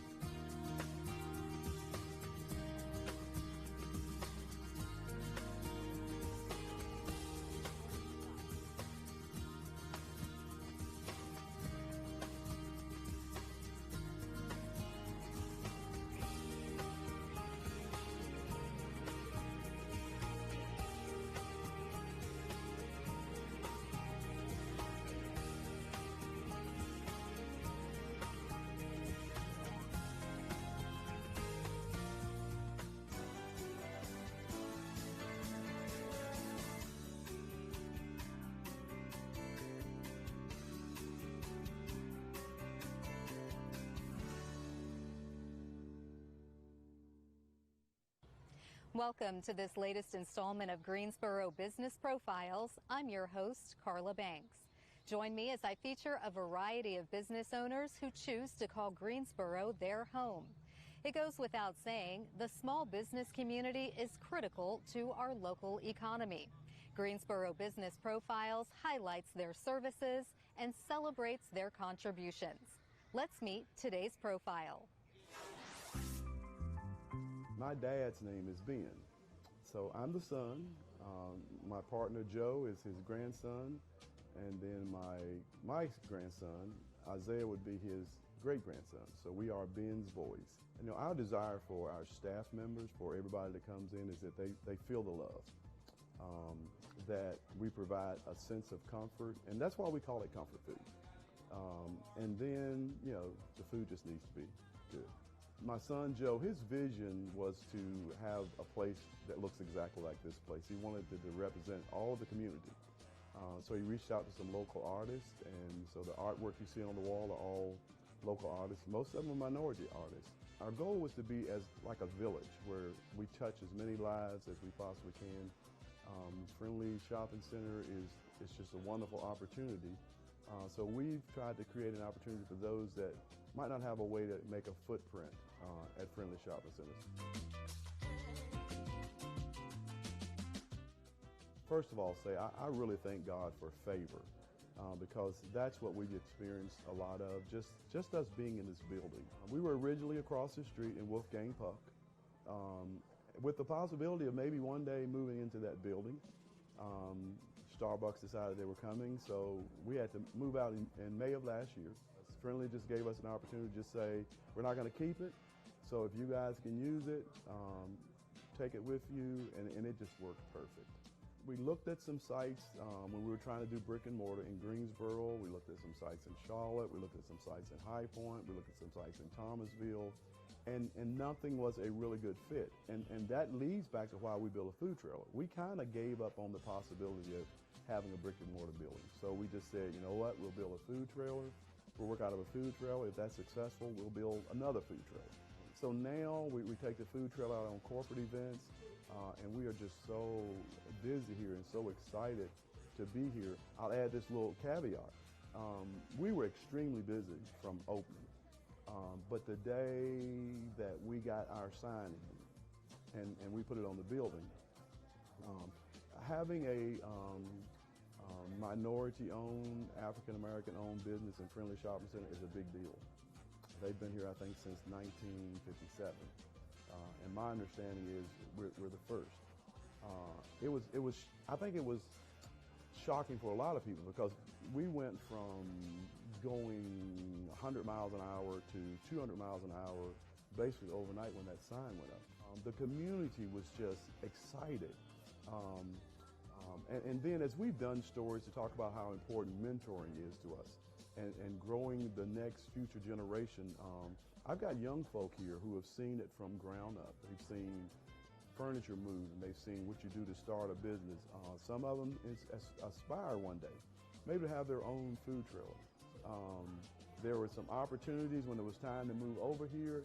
It was going to take a lot of money. And we wondered, okay, now where are we going to get some of these resources and some of these other things? But all of those resources were supplied. And I really can't thank Friendly Shopping Center enough because they really went out of their way to make every resource they had available to us and put us in a position that we could be successful. There have been a lot of people along the way who have just been inspirational and words of encouragement, coming to eat with us, bringing friends back to eat with us. A lot of the young people that are here today, some of them, parents, saw some interviews where we talked about the mentoring piece, where we try to touch the importance of being respectful, the importance of being responsible with your resources, talking to them about a financial plan, talking to them about figuring out what you want to do in the future. I'm amazed that I come out and talk to them and they'll say, you know what, this is just how my grandma did it. And I was like, okay, well, that's not unusual if they're my color, but when they're not my color, and they don't speak the language I speak, and they still say, oh, I feel like I'm back home. This is how my grandma did it. So my truck says it right. It's the anointing that makes a difference because we can season stuff and we can put stuff in it and we can try to get it best we can, but to have the ability for whoever eats it, that it makes them happy, that's bigger than us. We have 28 employees. With the cranking up of we're gonna have a couple of people that like work the routes for the Food Lion situation, and the distribution piece. It's going to be incredible. When you come in, you get to experience Ben's Boys, but you also get to have this wonderful cultural experience. If you are a minority who are interested in finding books and crafts that kind of look like your children look, there's an awesome selection of children's books and self-help books, and we're all about that and mentoring and just making a positive difference in the community. I've been able to remain humble through this whole thing, and when I tell you there are just so many wonderful things that are happening to us so fast that every day I'm just kind of like, you know, the distribution company, we're working with colleges and universities, and that's going to crank up in the fall. We went from thinking we're going to be in 6 Food Lions to finding out yesterday we're going to be in 25. As a kid, you dream stuff. I dreamed. I dreamed one day I'd have a restaurant. I knew what it was like to run something somebody else started. I mean, I could follow the blocks. I could connect the dots. But to start something that you can put your name on and call it your own, that's precious. As we get busier and busier every week, and smiling faces and loving customers and people that bring their sisters back and their relatives back and they tell their friends to come. That's the best sort of advertisement. We could never afford what our customers do for us. So we are eternally grateful for that.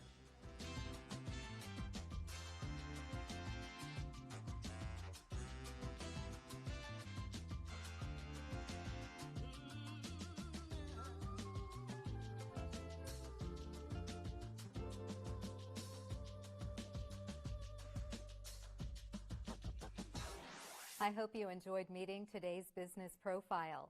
If you are a business owner who would like to be featured or you want to nominate someone for Greensboro Business Profiles, send me an email. I look forward to hearing from you and spotlighting our next business profile.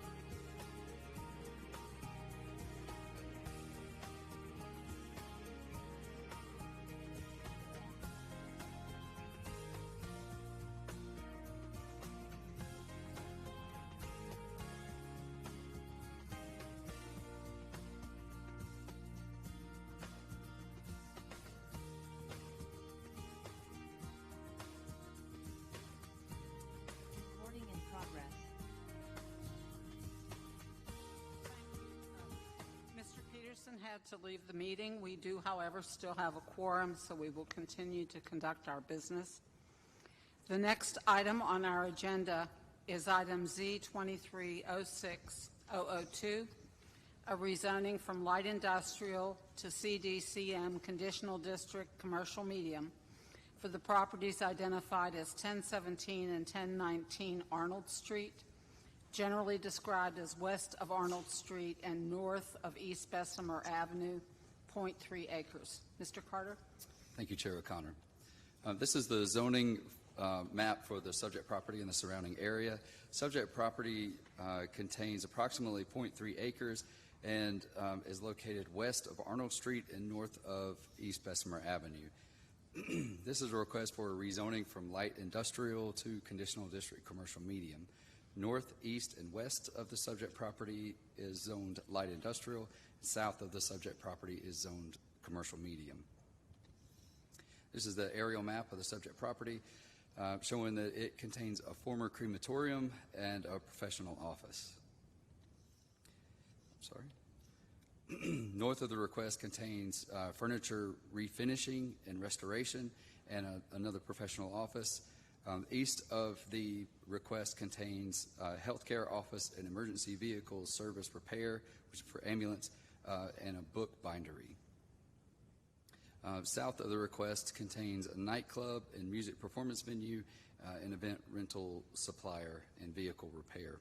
West of the request contains a crematorium, a religious assembly use, professional office and offices, and personal and professional services and vehicle sales.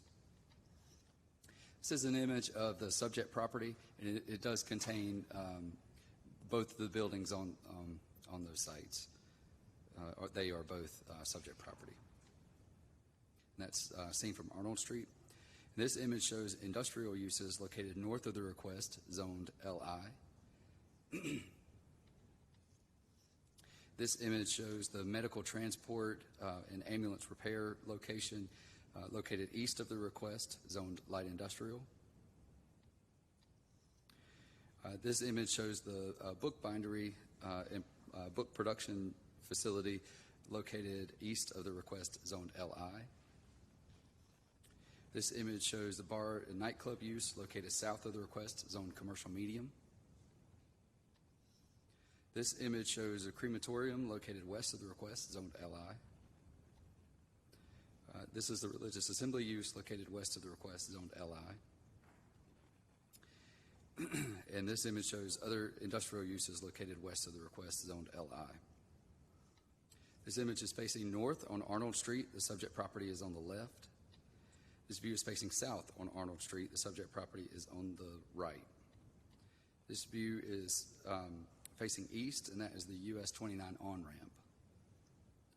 The subject property is directly behind you from this view. This is the condition that was proposed by the applicant. Condition says permitted uses shall include all uses allowed in the commercial medium zoning district except drive-through facilities and retail sales.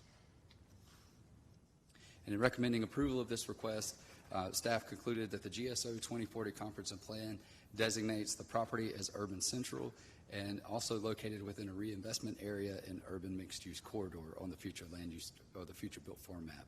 The Comprehensive Plan's future land use map designates the property as commercial. The proposed rezoning request supports the filling in our framework goal to transform underutilized sites and buildings into valued assets that complement their surroundings. Greensboro is recognized and admired for its mixed-use activity centers where people live, work, and enjoy life. And the Comprehensive Plan's growing economic competitiveness big idea is supported by this request to increase and preserve the inventory of developable sites compatible with corporate and industrial uses. The proposed conditional district commercial medium zoning district limits uses to all uses that are permitted in the commercial medium zoning district except for drive-through facilities and retail sales, and the uses that are permitted under this request are consistent with the surrounding land uses in that area. And with that, I can answer any questions that you have at this time. Are there any questions?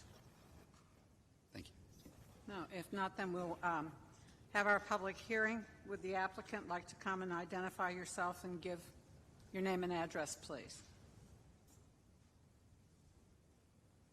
Good evening. Good evening. My name is Michael Boston, and I just turned 70 years old, and I forgot my teeth.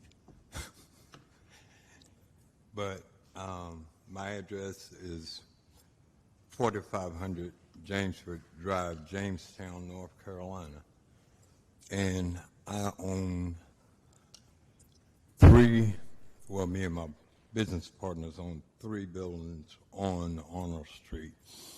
One of them has been surveyed, the Boston House of Jazz business.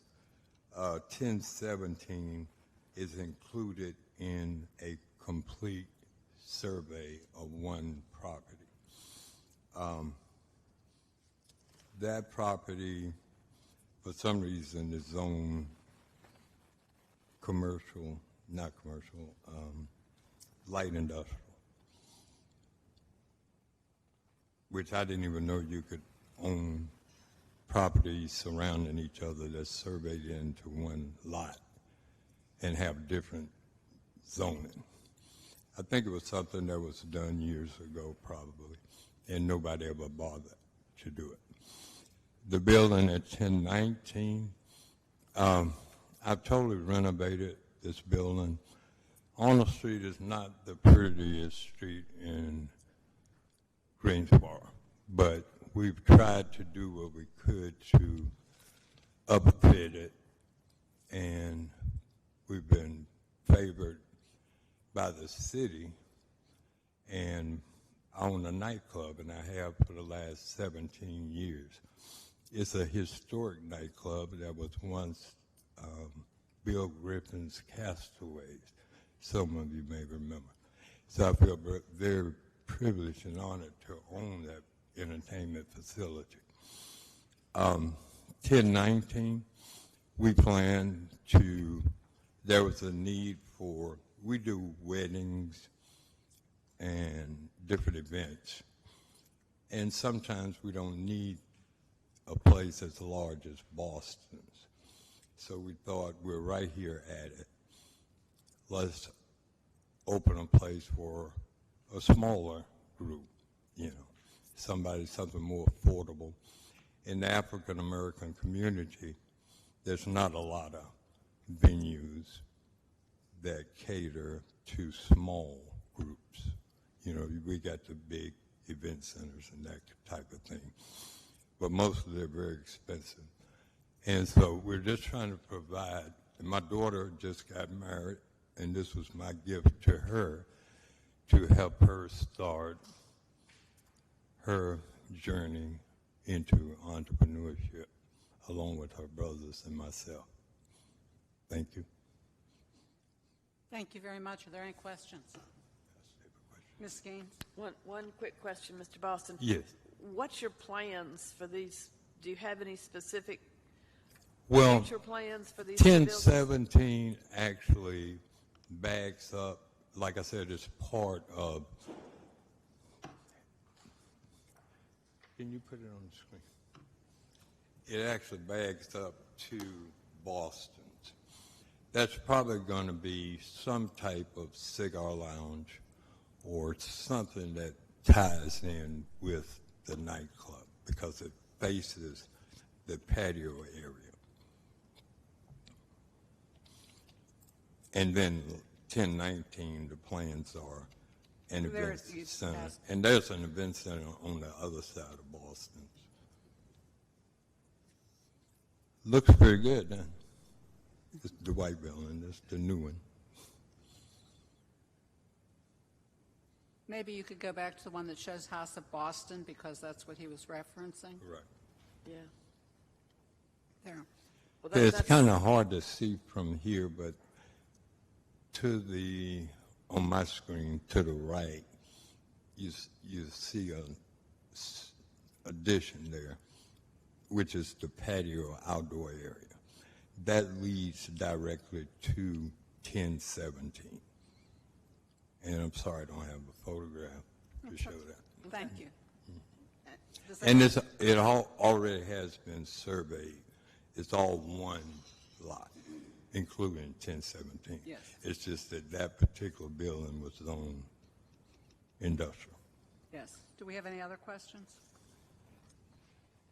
Okay. Thank you very much. you. We have 6 minutes and 58 seconds remaining if anyone else wishes to speak in favor. Do we have anyone online? I have one speaker registered, then we'll go to opposition. I have an Elizabeth Storm, I believe. If you'd come and give your name and address, please. We have up to 10 minutes.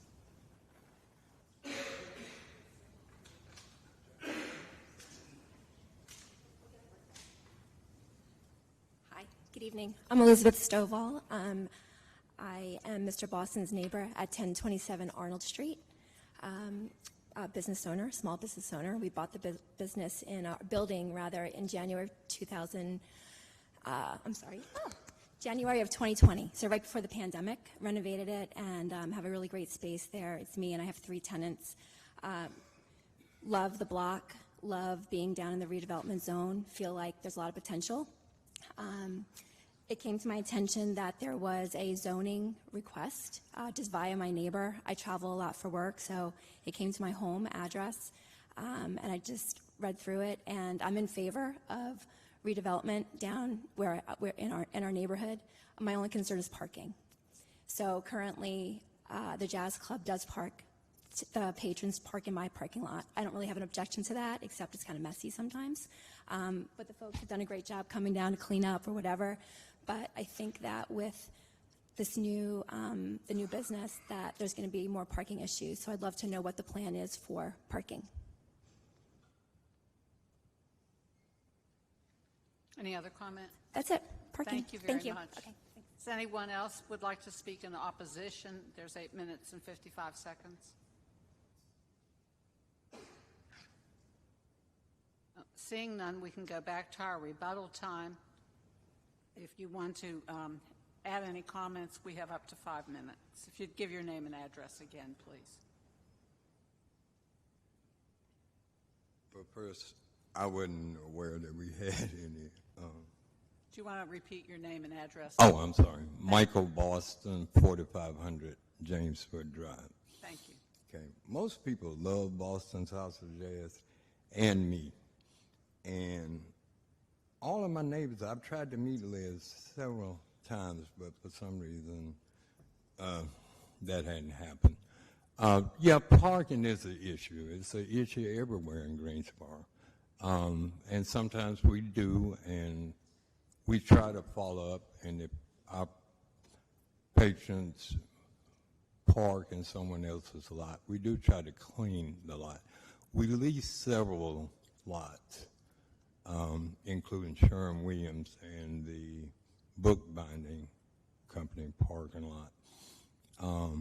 And we're in talks with 2 other businesses on the street. I mean, yeah, parking is an issue, but we do have, my operating hours are going to be different because I own Boston's. I'm not going to compete against myself. So our operating hours will be different than the nightclub hours. So we have permission, and I can get you affidavits or whatever from the people that we rent from, that we have made arrangements with them as far as the parking is concerned. Just a question to that. Yes, sir. Mr. Engel? So I could see how with Boston's, I'm assuming you're not doing stuff probably during the day. No. When I think about when I attend a nightclub, it's typically not during It's the at day. night. So if I look at the businesses surrounding here, Right. it looks like a lot of those businesses are during the day businesses, day. right? And so Mhm. complementary-wise, like it works because, Right. okay, when you say that these 2 businesses you're going to rezone Mm-hmm. are not going to operate at the same time, what does that mean? Does that mean they're going to operate on the weekends, Friday nights? Like what just conceptually for me, what are you I'm thinking? sorry.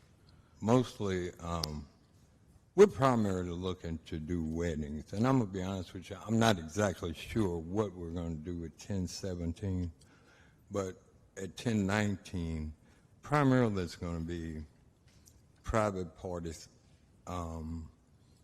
like my birthday party I had to do it at Boston's because I would have rather done it at Father of the Bride or at 1019 because I didn't need to host the 1,000 guests. I only needed to host 100. So, and that party would have gone probably from 6 p.m. to 10 p.m. The nightclub doesn't crank up until about 10:30, 11 o'clock at night. So by me owning all of those businesses, I can conduct those hours that work and make those hours work. And technically, parking really isn't something we get to decide on, honestly. Right.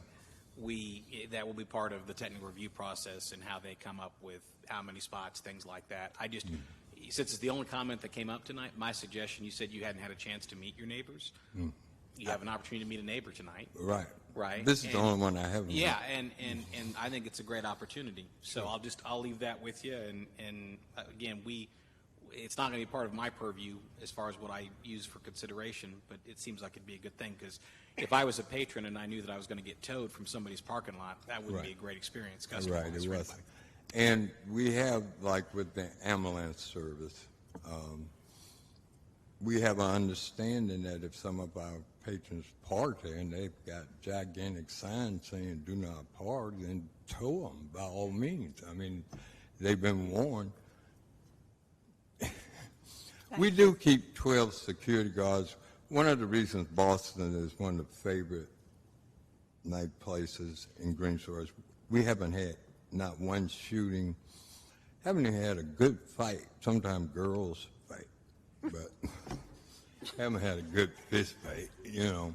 And I've been around for 19 years in Greensboro now. It's a nightclub with no incidents. The police, we have police officers or the sheriff department sits at the club every Friday and Saturday night. They just park just as a deterrent. So I know what I'm doing. I've been doing this for a long time. And I do have the parking situation handled as best I can. Thank you. I got a question, Madam Chair. Yes, Mr. Richard T. Bryson. Mr. Boston, how you doing, sir? I'm doing good. How are you? Good. Those ladies weren't fighting over you, were they? Yeah. No. Probably. Is that ponytail killing them? Well, the real question is that the special event center will not be every night. That's on special occasions like weddings and proms or that thing. So you're not looking at I'm not going to do. So. I don't have any plans right now, but sometimes maybe it's somebody's 50th birthday party. They want to have it from 8 to 12. But usually my parties are. My daughter had a bachelorette bridal shower. We do bridal showers, baby showers. That most of my youth, plus I don't want to be up late like that no more. So most of the time, my events will be over by 8 or 9 o'clock or 10, somewhere like that. Thank you, sir. It's not going to be a late night place at all. Thank you. Any other questions? Thank you very much, Mr. Boston. If there's no one else to speak in favor, we do have another 5 minutes for the opposition if you had any further comments. Seeing none, we will close the public hearing unless there's an objection. Do we have any questions or comments? If not, we'll entertain a motion, please. Madam Chair, Richard T. Bryson would like to dealing with item Z-23-06-002. The Greensboro Planning and Zoning Commission believes that its action to recommend approval of the rezoning request for the properties at 1017 and 1019 Arnold Street from Light Industrial LI to CDCM, Conditional District, Commercial Medium, to be consistent with the adopted GSO 2040 Comprehensive Plan and considers the action taken to be reasonable and in the public interest for the following reasons. The request is consistent with the Comprehensive Plan's future built form map and future land use map. The proposed CDCM zoning district, as conditioned, permits uses which fit the context of the surrounding area and limits negative impacts on the adjacent properties. The request is reasonable due to the size, physical conditions, and other attributes of the area. It will benefit the property owner and surrounding community, and approval is in the public interest. Second. Commissioner Thank you, Engel. Mr. Engel. Any questions? If not, all those in favor, please raise your hand. Thank you. That's unanimous. This approval constitutes final action unless an appeal is submitted in writing to the Planning Department and the appeal fee is paid within 10 days. Anyone may file such an appeal. All such appeals will be subject to a public hearing at the Tuesday, July 18th, 2023 City Council meeting. All adjoining property owners will be notified of any such appeal. Thank you. Our next item on the agenda is Z2306003, a rezoning from CL Commercial Low to CDCM Conditional District Commercial Medium for the property identified as 2005 and 2007 Martin Luther King Jr. Boulevard, generally described as northeast of Martin Luther King Jr. Boulevard and southeast of South Benbow Road, 0.43 acres. Mr. Carter? Thank you, Chair O'Connor. This is the zoning map of the subject property and surrounding area. The subject property contains approximately 0.43 acres and is located northeast of Martin Luther King Jr. Drive and southeast of South Benbow Road. This request is for a rezoning from CL, Commercial Low, to Conditional District Commercial Medium. North of the request is zoned R5, and Commercial Low is more northeast. I'm sorry, northwest. East and south of the request are zoned R5. West of the subject property is zoned CL, R5, and public and institutional. This is the aerial map of the subject property. The subject property is currently undeveloped. North of the request contains single-family dwellings. East of the request and south of the request contains single-family dwellings, and west of the request contains single-family dwellings and a convenience store with fuel pumps and a school. This image shows the subject property as seen from Martin Luther King Jr. Drive. This image shows a single-family dwelling located northwest of the request on South Benbow Road, zoned R5. This image shows multifamily dwellings located north of the request, also on South Benbow Road, zoned R5. And this image shows a single-family dwelling located east of the request on Martin Luther King Jr. Drive, also zoned R5. And these two single-family dwellings are located south of the request, zoned R5. This is an image of the school that's located west of the request, zoned PI, for public and institutional.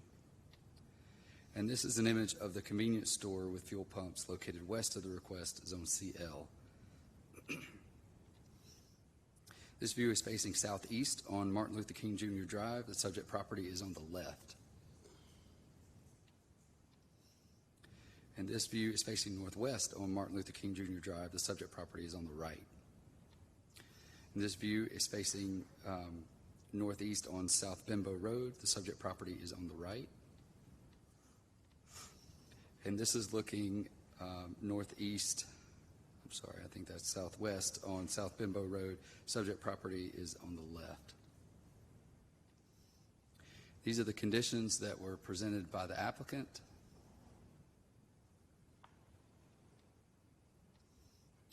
And in recommending approval, sorry, I know on the top of the screen it says denial, but in recommending approval of this request, staff concluded that the GSO 2040 comprehensive plan designates the property as urban central and being located within the reinvestment area, within a reinvestment area, and an urban mixed-use corridor on the future built form map. The comprehensive plan's future land use map designates the property as commercial. The proposed rezoning request supports the GSO 2040 comprehensive plan's growing economic competitiveness big idea to build a prosperous, resilient economy that creates equitable opportunities to succeed It also supports the filling in our framework strategy to ensure revitalized sites that they will be of a high quality and complement existing neighborhood character. The proposed conditional district commercial medium request also includes conditions that limit the negative impacts or potential negative impacts on adjacent residential properties. The uses permitted in the requested CDCM zoning district are also compatible with existing commercial and civic uses located on adjacent tracts. However, care should be taken with respect to building orientation, building materials, height, and visual buffers to ensure an appropriate transition to lower density residential on adjacent tracts. And with that, I can answer any questions that you have. Are there any questions? If not, we'll have up to 10 minutes for the applicant. If you'd come to the podium and introduce yourself, of Mr. Aiken Davis. If you'd give your name and address, please, when you come to the podium.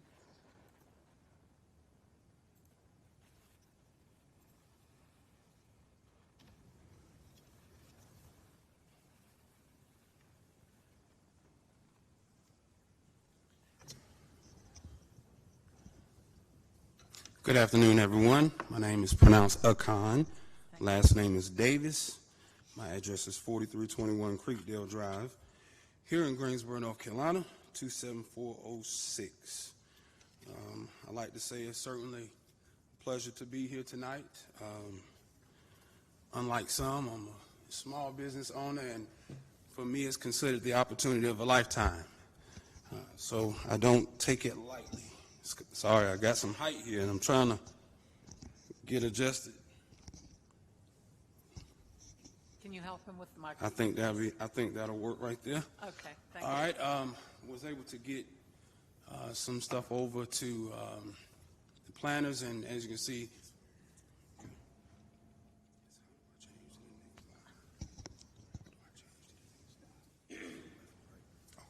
thank you. Okay, so again, Davis Enterprises #1 LLC, doing business as King's Automotive.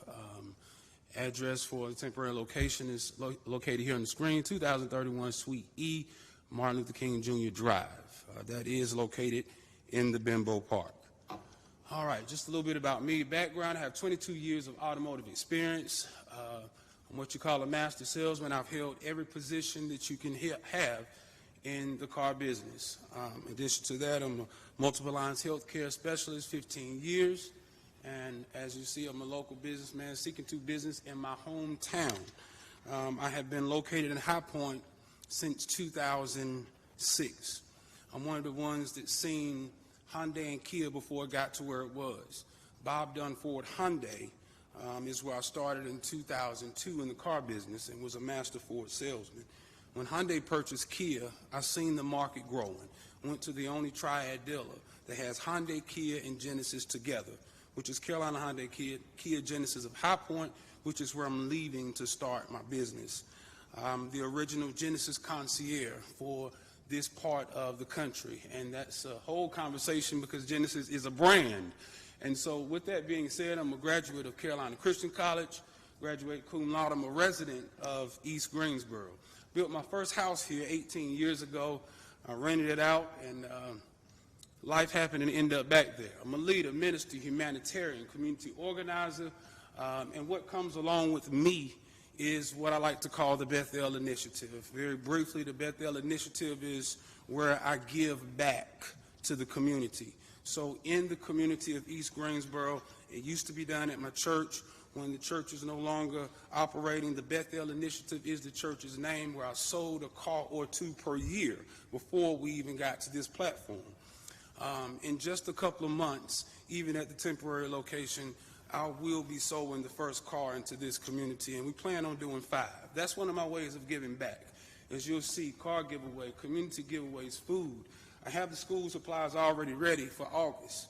My mother is here to head up the Bethel Initiative, and that's some of the things that comes along with Davis Enterprises. All right, my mission is to provide quality automotive sales and service with the spirit of excellence. My vision is to build in community, as King's is a dealership that is for the people, by the people. Why?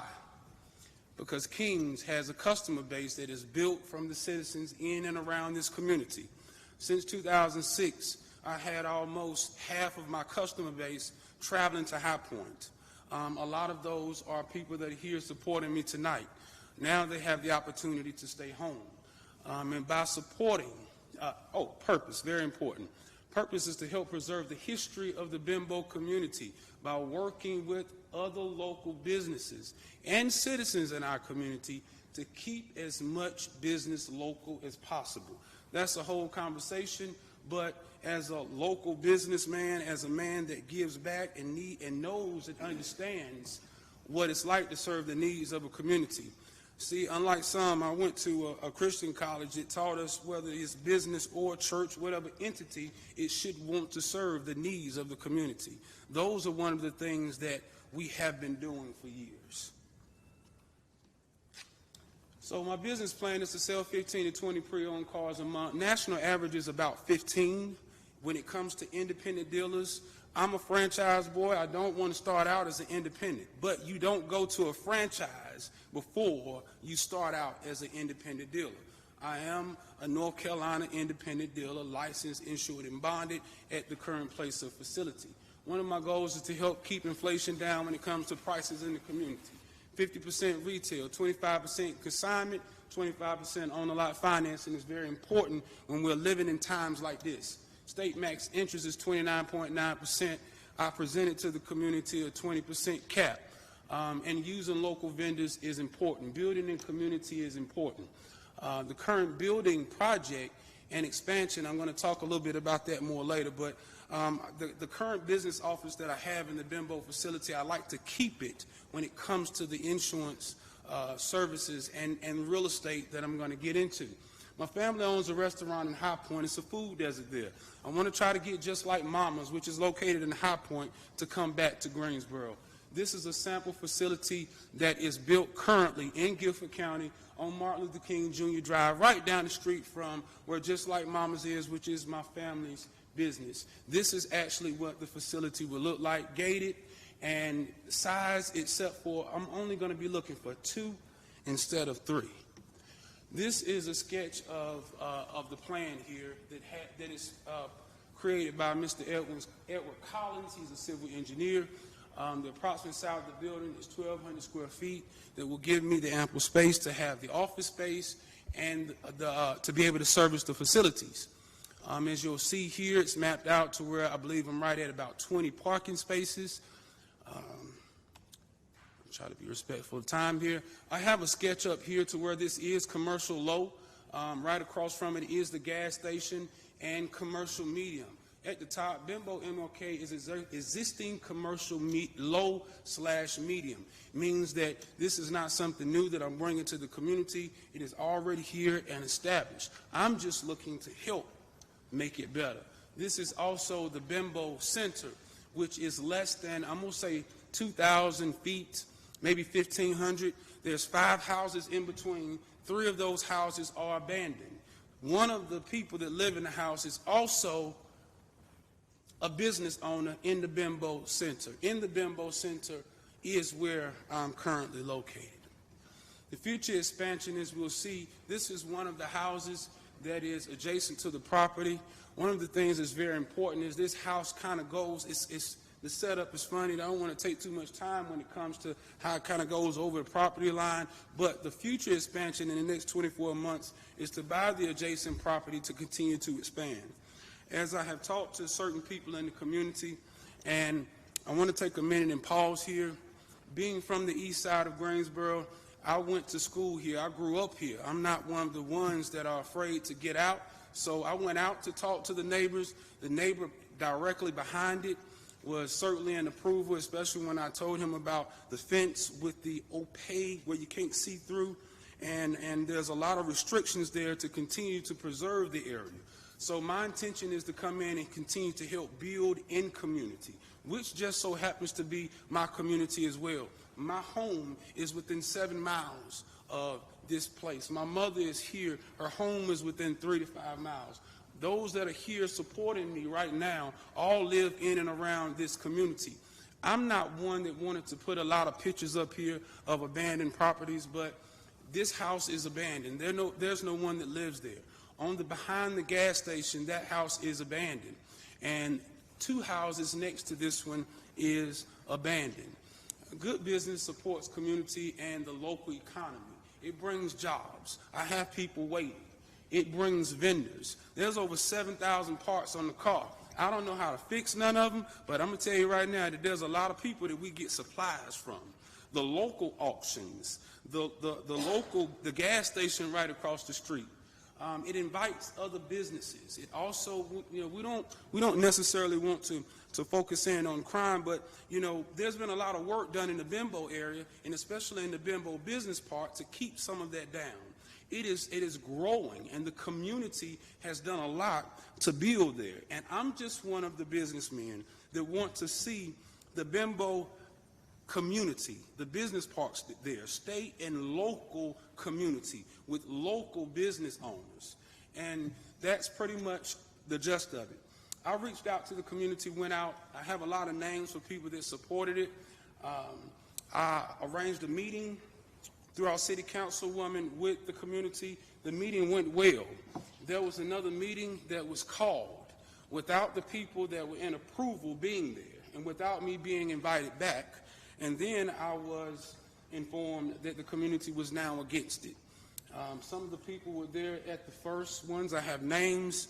I have the first book here. I didn't go back to the community because the community had now been put in the middle of it.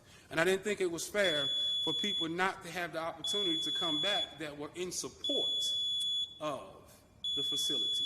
Thank you. Thank you. You'll have some rebuttal time later.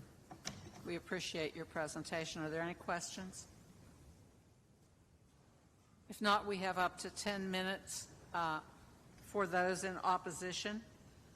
And I have a few people registered. If you'd come to the podium and give your name and address, please.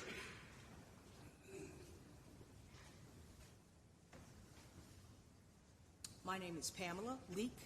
My address is 1205 Eton Drive in Greensboro. I know. It's okay. In Greensboro, North Carolina. And I am here in opposition to this virtual automotive center, basically because it's going to interfere with the walkability of our community. I have been in the community for as long as 60 years. I was born on Bimbo Road. I went to Gillespie when it was a junior high. I was able to ride my bike safely and easily without any interference or any roadway. So with what Mr. Davis is proposing, we're going to have less walkability. We're going to have less free access to our community. Currently, we are a historic site. The location that he's talking about, that nothing is there, it actually started back in the late 50s, early 40s as a learning center for cosmetology. The reason I know it is because my mother attended that school. There's also, at that same corner, we had a hairdresser. You could walk to the hairdresser. What better opportunity for anyone than to be able to walk? So my main concern is our quality of life. The second thing, I know you've all heard of the Cape Fear River Basin. We are in the Cape Fear River Basin. Oils, pollution, all of that type of thing comes with car repair. It does. There's no getting past that. That's basically what I wanted to say, but I am definitely in opposition, and there are several people that I have talked to, when I say several, more than 20, more than 30, who are in opposition to ruining our neighborhood, which is adjacent to MLK Junior Drive that does not need a dump. Thank you. That's we all. have 8 minutes and 3 seconds remaining. I had 2 other speakers. And we have one online. We'll take this speaker and then we'll go online. Okay. Hello, my name is Sharon Graber. I live at 1903 Curry Street in the Clinton Hills neighborhood. I stand in opposition, although we applaud the gentleman on his business proposal and his business acumen. we do not feel that that site he is proposing is the proper location for a car repair shop. There are currently vacant car repair lots further down MLK toward the highway, which are abandoned and are eyesores. We're trying to bring our neighborhood up, and a used car lot, car repair is not a good fit, even though staff seems to feel that it meets the 2040 plan. I think we have to be careful that we just don't take a business because it meets the plan. The current zoning we would like to stay in place, the commercial low, and work toward getting a business that falls within that zoning classification. But numerous people in the Clinton Hill community are in opposition. The corner's already tight. Thank you. Thank you very much. We'll take one of the speakers from online. We have a Ray Williams online. Ray Williams? Yes. Yes. So if you would like to turn on your camera and identify yourself with your name and address, please. Mr. Williams. My name is Ray Williams, property owner at 2203 South Bimbo Road. I am 2 properties down from that lot. Right now, there is a water runoff issue with the lot being vacant, with a car lot or a car repair facility there. I am very concerned with what that would turn into as the water rushes from that property down towards Britton Street. Also, I noticed the traffic there, and right now it's pretty light. I can only imagine what it would be like once another business is there. There's enough traffic that goes in and out of the gas station, which would be directly across the street. So any increase in traffic without widening the road or making other provisions, I think creates somewhat of a safety hazard, not only for the residents there that, me and my neighbors, but for anyone walking, as my neighbor, the young lady was talking about earlier. So this is a nice area. It's quiet, it's walkable, and to bring more traffic into the area, I don't think is a good idea. That's all I have. Thank you, Mr. Williams. We have another speaker in chambers. If you'd like to give your name and address, please. Yes, my name is Michelle Wright, and I live at 1912 Bellcrest Drive. So I will start off by saying why I and the people I'm here on behalf of do not support this is because it does not fit in with aesthetics or the purpose. Yeah, you home? Excuse us. We would contend of the neighborhood and what we're trying to accomplish. Ironically, had the streets not been narrowed down from 2 going in and out to 1 going in and out, it might make some sense, but I don't think, since they've already started making the improvements to that part of MLK, this used car lot and repair shop fits in. Also, I would contend that if you just go walk down the block, the next block down, you will see where they have tried to have used car lots there in the past, and they have not been successful. I was also concerned that the gentleman said he reached out, but it looks like when they did the study, if I'm reading the study correctly, it says Old Ashboro, which is true, part of all of MLK, but if you're talking about who it will most impact, that would be Bimbo Park, which is right there behind it, and Clinton Hills, which is also right there behind it. And I don't see anywhere in the staff report where they went and took those 2 neighborhoods, which are right beside it, in contention. Also, I would contend that if you look at the buffer, if I'm reading this correctly, because I'm new at this is my first time, if you're looking at where the buffer is, so if the presentation today is for the exact property there is today, then I think the buffer would reduce the picture that you saw in terms of the houses being right there because the property, the house right there, and then the house right there, that buffer would come in and reduce the picture that I saw that he represented of how many cars he would have there. And then I say this as respectfully as I can.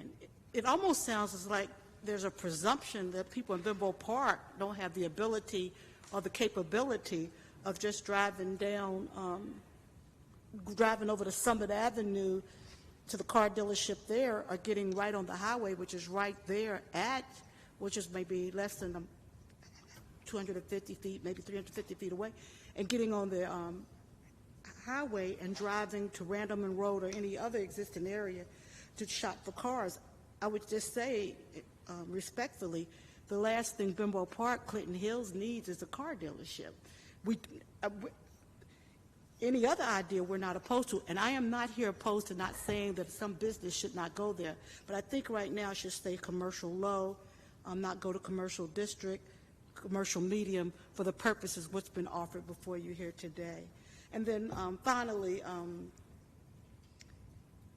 I would just say Bimbo Park, Clinton Hills, Gillespie Park Elementary, Gillespie Park Golf Course deserve a business that complements that area, and I don't think a used car dealership repair shop does. So thank you for your time. Thank you. We have 1 minute and 23 seconds remaining if there's anyone else in opposition.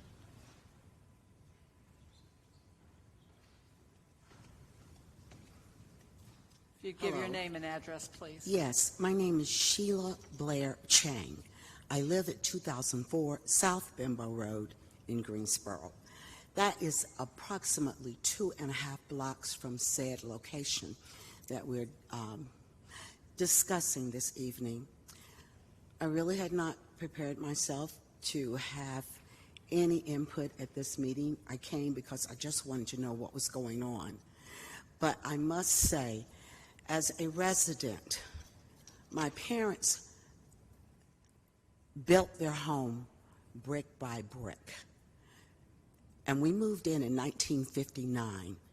At that time, the Bimbo Park Clinton Hills community was considered the Gold Coast of the black community. It was a mecca for us. And it has been for a very long time. The homeowners there are very conscientious. We are very prideful of our community. It was one place where people who wanted to do better were able to do better. When I think about all the commercialism that has started impacting our community, I'm saddened by it, because there are so many other places already available for these commercial businesses. That's just not the place for another car lot, used, new, regardless. I do not begrudge this young man the opportunity to start a productive and successful business, but this is just not the right location. Thank you. Thank you. Thank you. Before we proceed to rebuttal time, just for clarification, I assume the notices were mailed in a 750-foot radius to all property owners, right? Yes, ma'am, that's correct. Thank you. Are there any other questions? If not, we have 5 minutes rebuttal time for the applicant and then for those in opposition.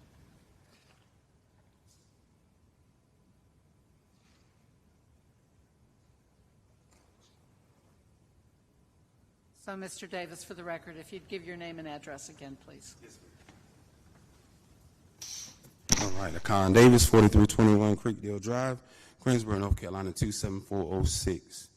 I do want to apologize. I have some folks here supporting me, but because I didn't get the opportunity to address some of the concerns of the community, then I felt like that I should probably come back up and address some of those.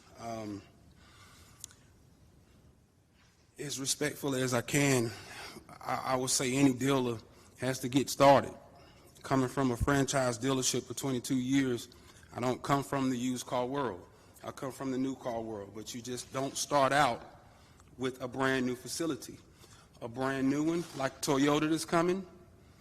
Toyota, in order to buy a Toyota franchise, it's a couple of $100,000. I'm very fortunate to be self-funded in this project, to be able to build my facility and start here in my community as well. There is a facility that's down the street that is demoralizing. Because of logistics and being attached to the community, although there's been, to my knowledge, no violations or no complaints that need to be in certain places, I myself have reached out to these people, just as being across the street in the Bimbo Center and having another business interest there as well. So I'm not trying to come to the community, I'm already there. And I'm there because I want to be. And one thing about being there is when it comes to the statement that was just made, the Gold Coast, I don't want to get too much into some of the ethnic things that can come along with conversations like that, like this. But I will say this, that when it comes to preserving what's there, the whole Bimbo Center down to that block is going to be up for sale if it's not kept in black community. The Bimbo Park right now has vacant office spaces that are much better than some of the ones on the west side of Greensboro, south side of Greensboro. I have one of them. It's some of the best. There's 4,000 square feet that's available right now. When it comes to certain people that are in support of the community, then we need to be filling some of those vacancies so that we can keep the money there. If we don't, then the investors coming behind Toyota, those that have the money to come in, they're not just going to buy the Bimbo Park. They're going to buy the whole patch, from the abandoned houses, from the vacant lot, all the way down to the Bimbo Park. If we have the intention to preserve this area, then it has to be, businesses have to be supported. Thankfully, I have 2,500 to 3,000 customers, but about 300 of them are loyal. That means that they're going to follow me. Those are the people that I'm bringing. My mother here, my aunt here that bought her first car in 2002 at Bob Dunn has followed me to High Point. They have all followed me. And it's now time to bring them home. And not just, my primary business is the car business. But my God, what else I have to offer that will be there in the Bimbo facility is amazing. The buffers, there's 15-foot buffers. There's some other things that I heard. The sidewalks will be preserved.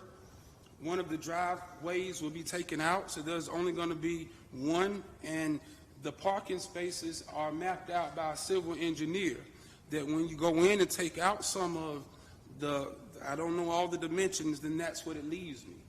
I was actually disappointed when I only had 20, give or take, because I thought essentially I would be able to hold more. But that's enough for now, especially until I'm able to buy the adjacent property. And I think that that's pretty much all I have. I wrote down some of the questions, issues, and concerns. There's already poison land over there from the dry cleaners or from the beauty, whatever was there on the corner. It couldn't be nothing there for years, and now I think it's oil and those things of that nature are preserved inside tanks and they're recycled. So all those things, as we grow to that point, will be handled the correct way. I will say this, that some of you all here may have the ability to go out and buy whatever you like, but there's some people, especially one that was at the meeting, they had 26% interest. Thank you, from a Mr. bank. Davis. Thank you. I won't even do that on the lot finance. Thank you. We have up to 5 minutes remaining for those who want to speak in rebuttal on against the application. And if you're repeating, please give your name and address again, or any speaker. Chair O'Connor, I just want to let you know that Mr. Williams would also like to speak if there's time online. All right. Thank you. Thank you. Who do we have online? Mr. Actually, this is Brian McCoy. Ray has sent me the email. I am live at 2111 South Bimbo Road, and we own the house Also, the family owns the house 2 houses down, one, two, three, the fourth house down from where he wants to build a car lot. And we are a tight-knit community. We are stable. Uh, a car lot is just not something we need right now. I mean, we need something that's going to be very productive in the community. A car lot would not be it. Like I said, we own these houses. We're in the process of attempting to buy the abandoned houses. We've researched them, and we are in position to make offers. And no one's going to come in and make us sell anything, because this community will stand beside each other and keep this a strong community, because there's so much history. You know, my parents helped to integrate the elementary school here, and Ms. Blair didn't identify who exactly she was, or her relationship, but Charlie Sanders grew up right down the street. One of the first black players for the Detroit Lions in the NFL. There's a lot of history in this community. We like it to stay history. Thank you. Thank you very much. We have 3 minutes and 36 seconds remaining if you'd like to come to the podium. Give your name and address, please. Yeah, William Sidney Evans, 1918 Bellcrest Drive, 274-006. I just want to say that this community is a tight-knit community. I've been a president of the community for 5 or so years. We want to keep this community right, straight, healthy. We're just now cleaning up that corner. It's still an eyesore.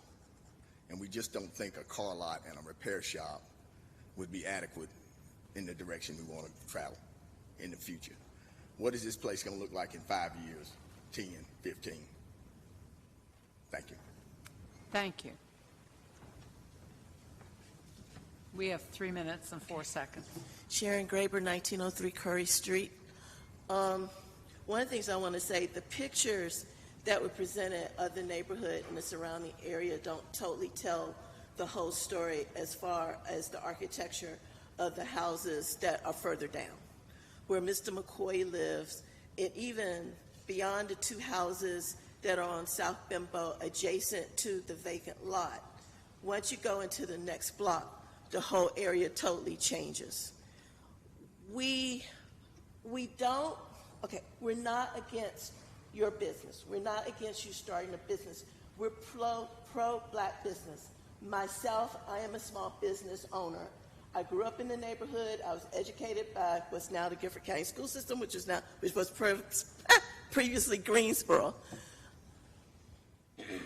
We just don't feel that the zoning should be changed. We want it to stay commercial low.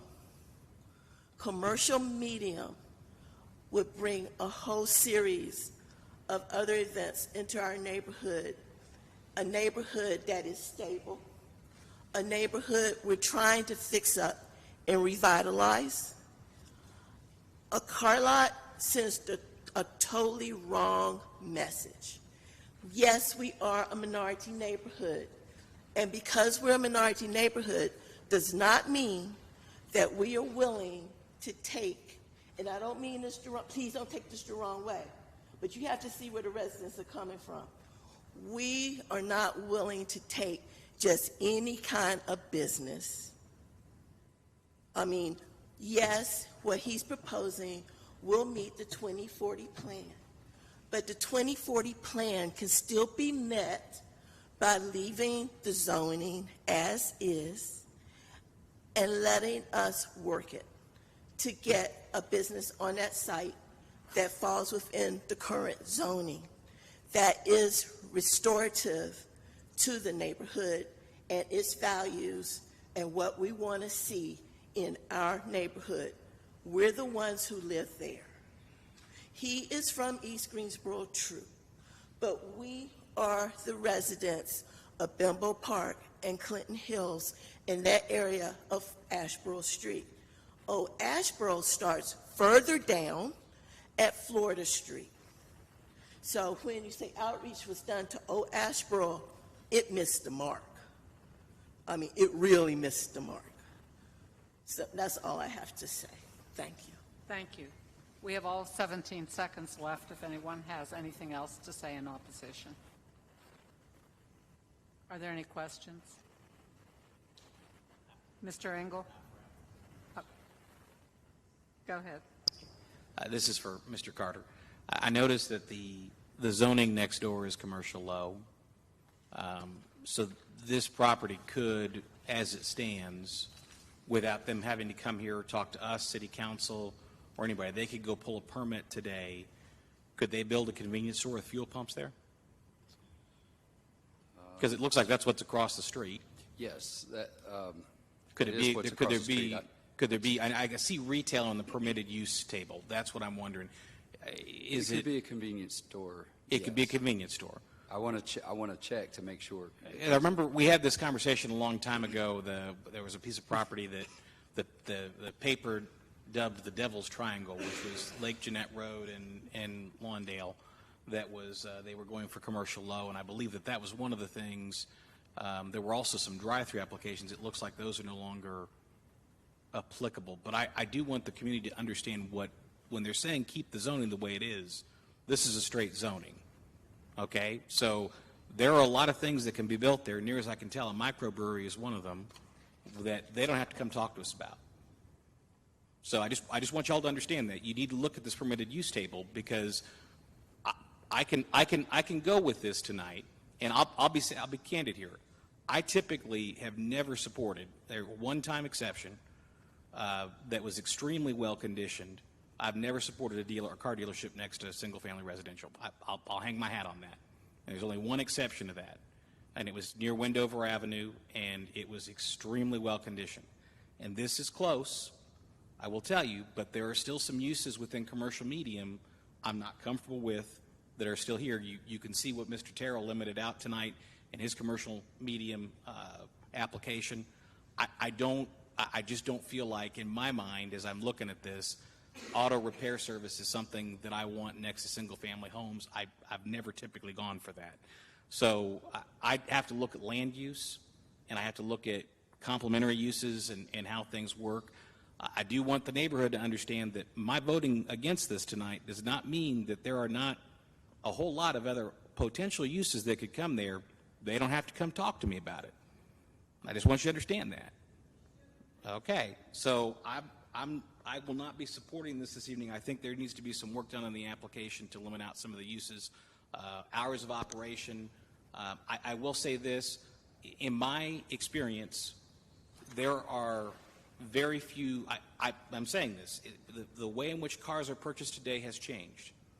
This is not going to be a traffic generator. I'm just going to say that to y'all. You may disagree with me, but what is there currently is going to generate more traffic than what this use is going to generate.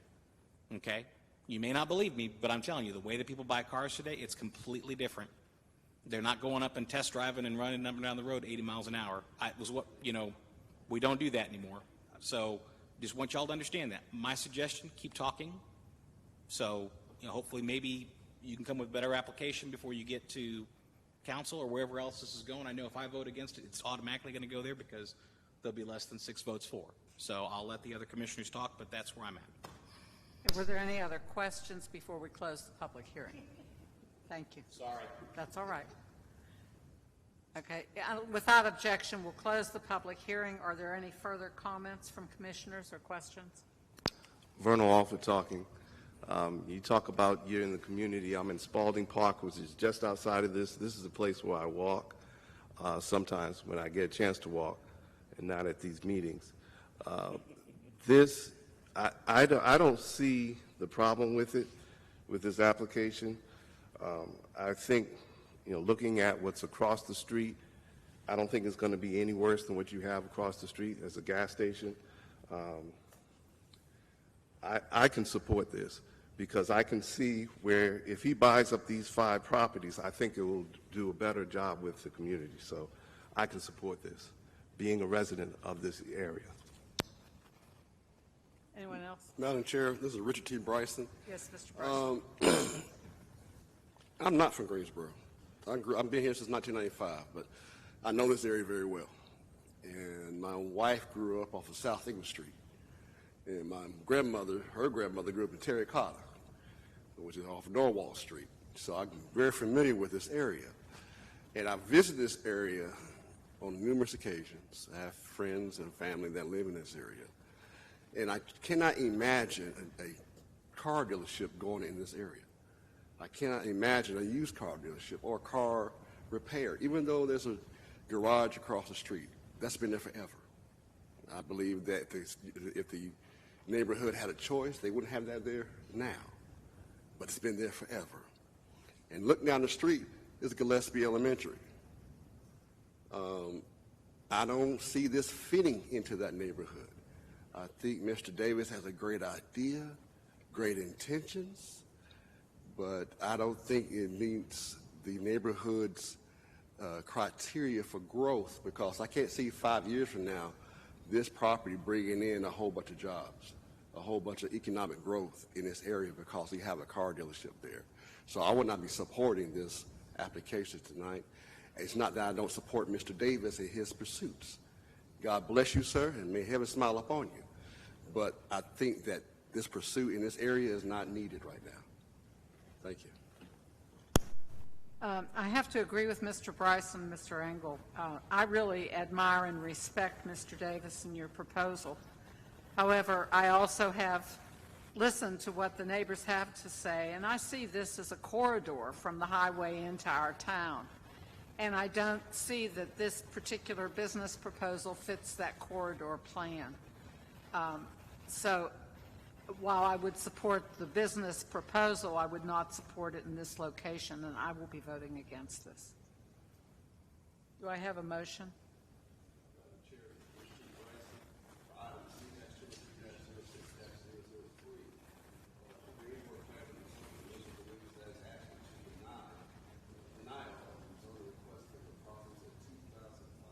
Mr. Bryson, could you speak into the microphone?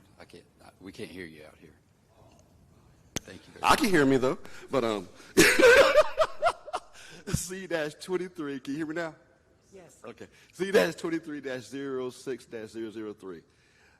The Greensboro Planning and Zoning Commission believes that it's actually to recommend denial of the rezoning request for the properties of 2005 and 2007 Martin Luther King Drive from CL Commercial Low to CDCM Commercial District Conditional District Commercial Medium to be inconsistent with the adopted GS 2040 Comprehensive Plan, and consider the action taken to be unreasonable and not in the public interest for the following reason.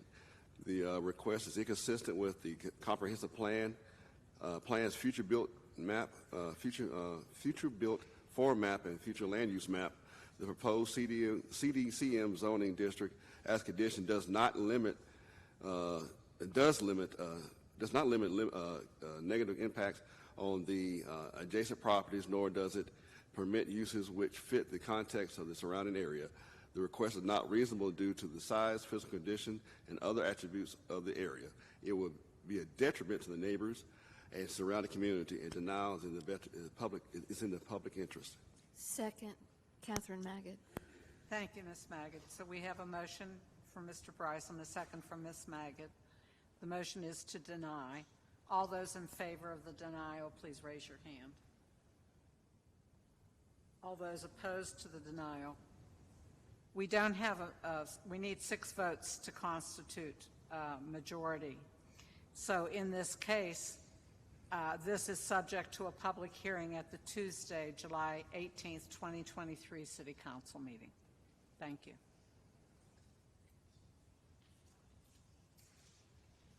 The last item on our public hearings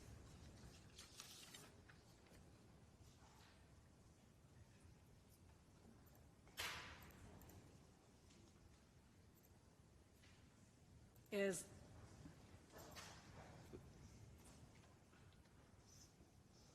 items PLP 23-13 and Z 23-06004, an annexation, original zoning, and rezoning from County AG Agricultural and City R3 Residential Single Family 3 to City CD RM 26, Conditional District Residential Multifamily 26, for the property identified as 800 ZZ, 800 ZZ1, 804, 822, 824, 824 ZZ1, 826, 826 ZZ, 828, 828 ZZ, and 832 ZZ1, Robertson-Comer Road, generally described as east of Robertson-Comer Road and south of North Elm Street, 15.88 acres.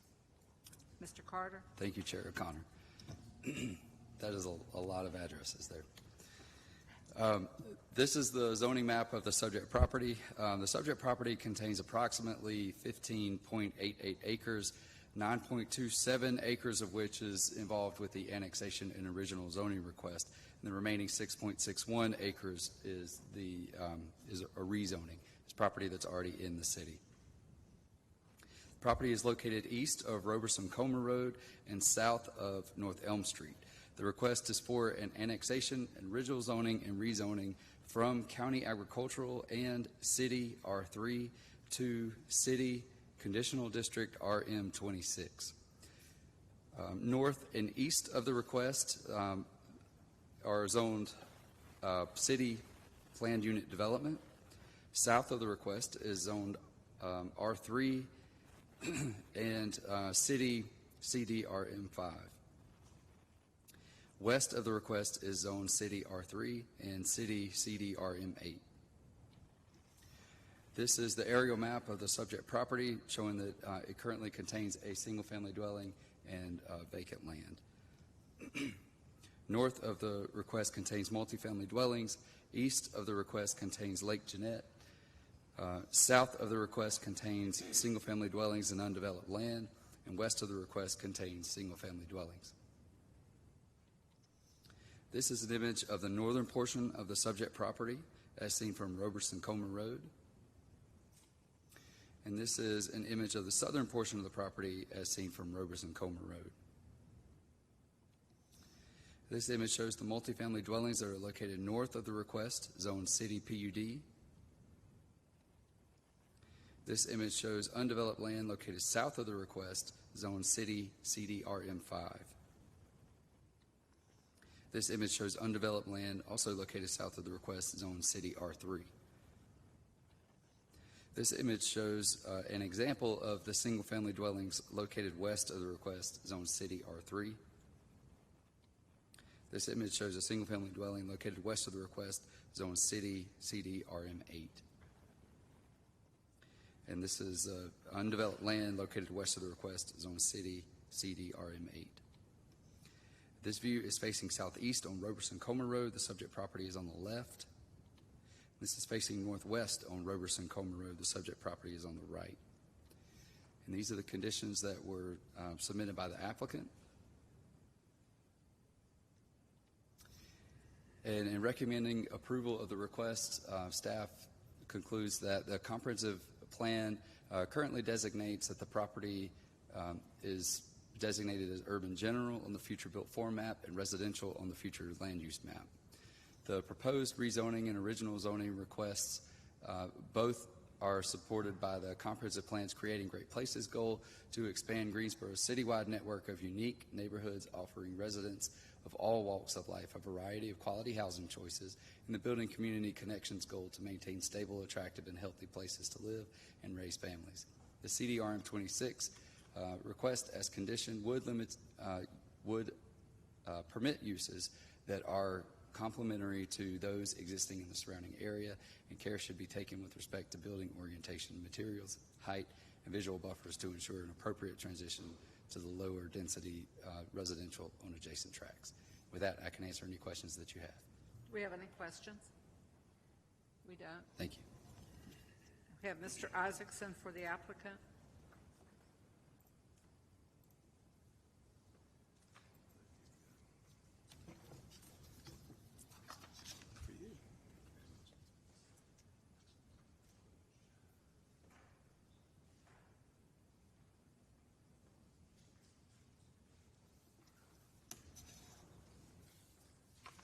Thank you, Madam Chair, and members of the Commission, all those that are being handed down the dais. My name is Mark Isaacson. My address is 804 Green Valley Road.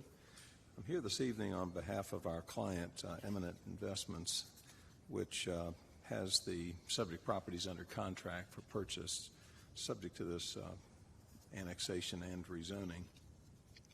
And of course, as you all are well aware, this will constitute a recommendation to council for the annexation and zoning of this property. If we could just start in. Yes, we have imposed two conditions on this application. You'll see the number of units and the building materials condition to assure higher quality materials for the project. The subject properties are outlined in red, as you'll see on the screen there and in your materials. The Eminent Investments owns the existing Waterford Place apartments that are on North Elm Street to the north, and has contracts to buy this assemblage of essentially vacant land for the expansion of Waterford Place apartments. This would essentially be phase 2 of Waterford Place apartments. Our limitation on the number of units matches up nicely with the existing Waterford Place apartments.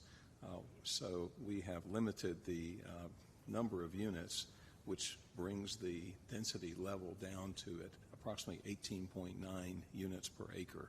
So it was just above the RM18 level, so we had to bump it up in the application to RM26, but we've conditioned it down to 18.9, which matches up nicely with the existing Waterford Place apartments density. This is just another shot of the zoning map, and our purpose here is to show the compatibility or consistency of this property with multifamily zoning in the immediate area. You'll see a mix of multifamily zonings in this area. This property Waterford Place Apartments was developed as a PUD, which is the reason you don't see a designation on there, but it was developed in coordination with all of the Lake Jeanette properties in the area, which I think was the first planned unit development zoning in the city of Greensboro, as a matter of fact. So kind of set the standard for this area. I think this is probably the most important exhibit that I'd like to show the commission. This is for illustrative purposes only, of course, and it shows you the proposed layout of the buildings, the parking, and the drive aisles. Probably most importantly, I want to point out to the commission that the access to this property will be limited to the two access points that you see. Does this thing work? Yes. That you see from the existing Waterford Place apartments, this one to the west and then this other one to the east. Our traffic impact analysis contemplated, and it's attached as an exhibit to the staff report, contemplated that these would be the two access points for the expanded apartment community.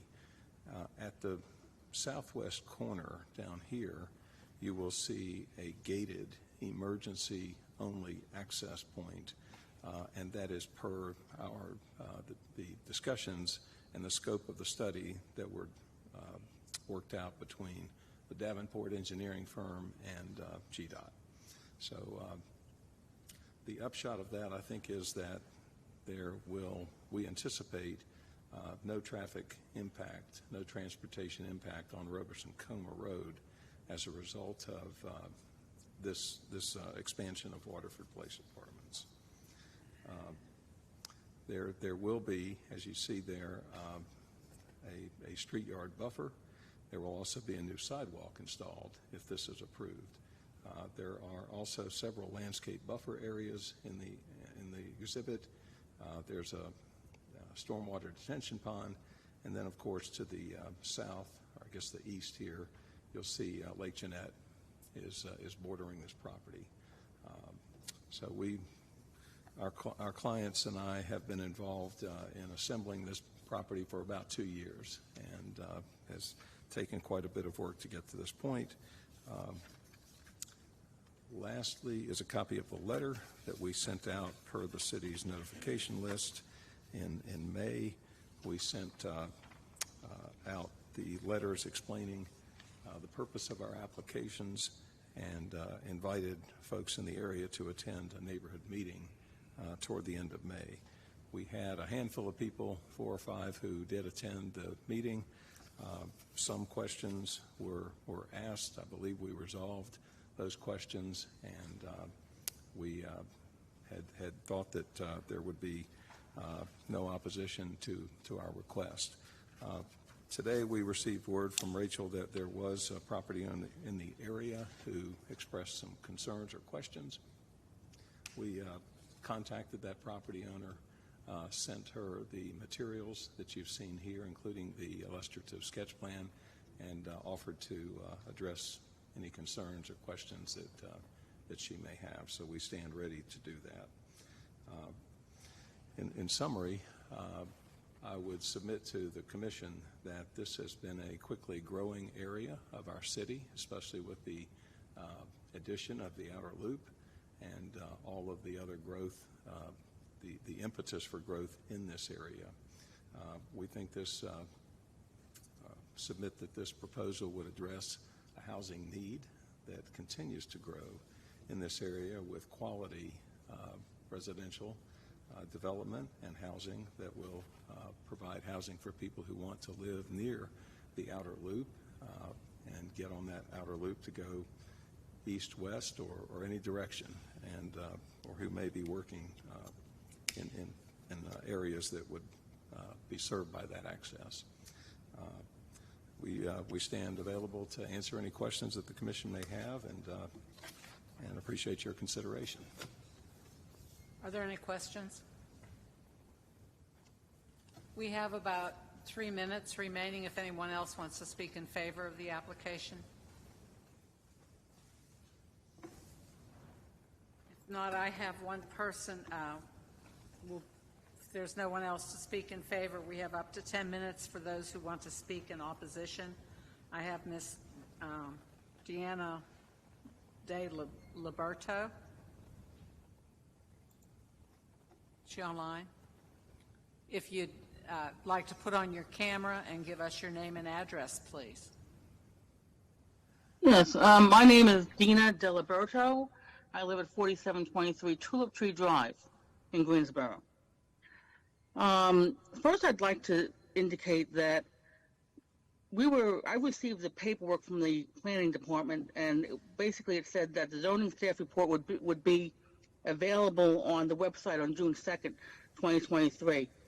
As required in the zoning 101, it's supposed to be 10 days before the planning and zoning agenda. That was not available on June 2nd. I called the planner of the day regarding this. I got no response. That's concerning to me. I was not able to get information pertinent to this application in a timely manner. It wasn't until today that I was at a convention for 3 days, and I got back today, and I was able to speak with Nick Blackwood, and he provided me some information, but not entirely everything that was submitted to the planning board. And I was not able to confirm with the planner of the day that the information was accurate. We are currently a zoned R3 and CDRM 8 area. I would like to suggest that it be rezoned as a CDRM 8, not a CDRM 26. My concern initially when I spoke to Nick Blackwood was about the traffic study. I understand that based on his presentation tonight, that probably is a satisfactory response, and hopefully that will not change. But the other concern that I don't think anybody can actually address is the potential for flooding in this area. We currently have houses that are on Tulip Tree Drive that actually get flooded as it is in their backyards. I'm concerned that any development of this nature of 3-story high buildings might complicate and create additional flooding. And so I would just ask that we consider that and possibly continue with this. I mean, I know that something has to get built there. I mean, obviously it's necessary, but does it have to be a CDRM 26? Can it be a CDRM 8? And so that would be my comments and I thank you for your consideration. Thank you. Does anybody have any questions? Thank you very much. We have 7 minutes and 38 seconds remaining if anyone else wants to speak in opposition.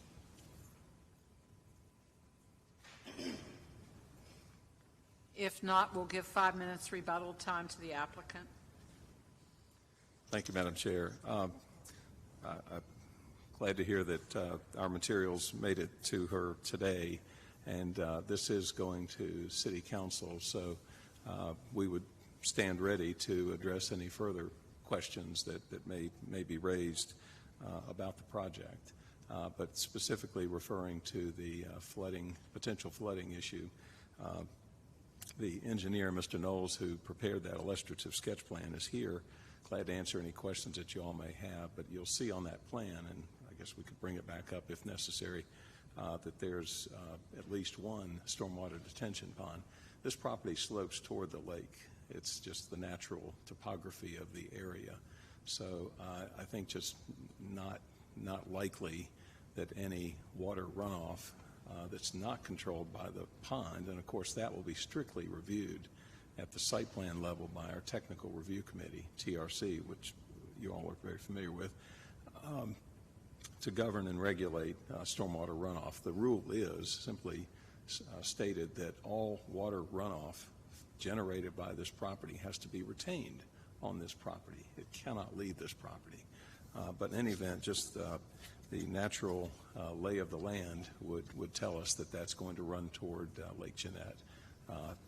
And so even if, for some reason, we have a tremendous rainfall period in a short period of time, that would go toward Lake Jeanette, and I don't believe it would go toward any other properties. But available to answer any questions Commission may have about that. Any questions? Okay. Thank you very much, Mr. Isaacson. Is there anyone else that wants to speak in favor of the application? If not, we have up to 5 minutes available for rebuttal time. Ms. De Liberto, if you'd like to speak again, you're welcome, or if there's another speaker. Yes, I would like to just address the fact that there is, what they're not mentioning to you is that there is a slight hill that goes down from where Robertson Comer is down to Tulip Tree. And that is where the flooding occurs from the rainfall. And by having more development and less trees, we'll have an issue with more flooding. I don't care, I mean, I understand this point about the lake and water going in that direction, but we're talking about rainfall as opposed to lake flooding. And so I would just be concerned about that.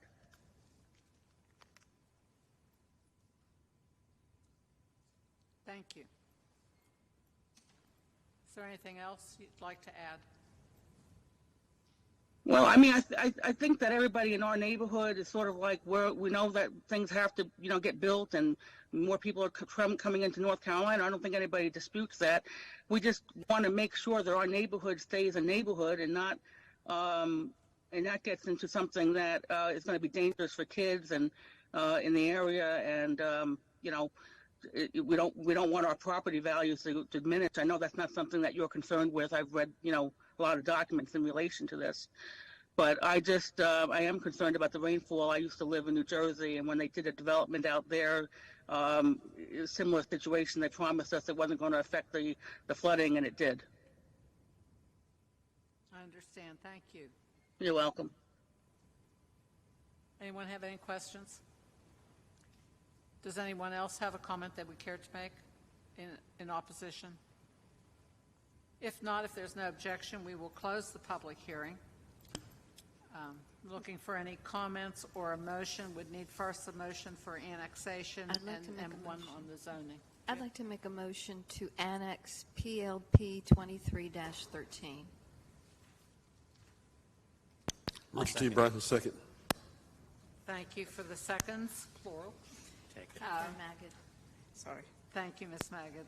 Any comments? If not, all those in favor of the annexation, please raise your hand. And then do we have a motion on the zoning, please? I'd like to make a comment motion. before Oh, or okay. after, however you want to do it. Go ahead, Mr. Engel. Okay. A couple of things here, and I just do this for the fact that we had some folks show up tonight and ask some questions. And I'll lay out kind of where I get to where I'm going with this. I remember this piece of property from a rezoning case we had several years ago off of Roberson-Comer Road. And the issue that we found was that they were trying to get access to this piece of property through another development because if you look at the map, the parcels in there, they're sort of landlocked by themselves. And so there really wasn't a solution easily off of Roberson-Comer to include this anywhere at that point in time. What has happened is the apartment complex next door, which is, as Mr. Isaacson pointed out, an RM18 development as a planned unit development, essentially, has been able to incorporate it into their community. That is why this makes sense to me. They're zoning something at essentially 18.9 units per acre next to something, even though it says PUD, if you look at the PUD, it's about 18 units per acre.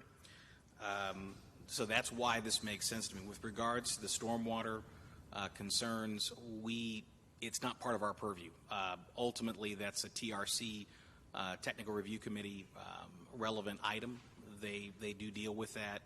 I lived in a floodplain for 13 years. I understand the concerns, but the requirements that they have are such that they're not allowed to create additional runoff. Now, if they've been absorbing runoff from your land or somebody else's land or otherwise, they're really technically not allowed to do that. And based on TRC, that shouldn't be happening anyway. So I'll leave it to that.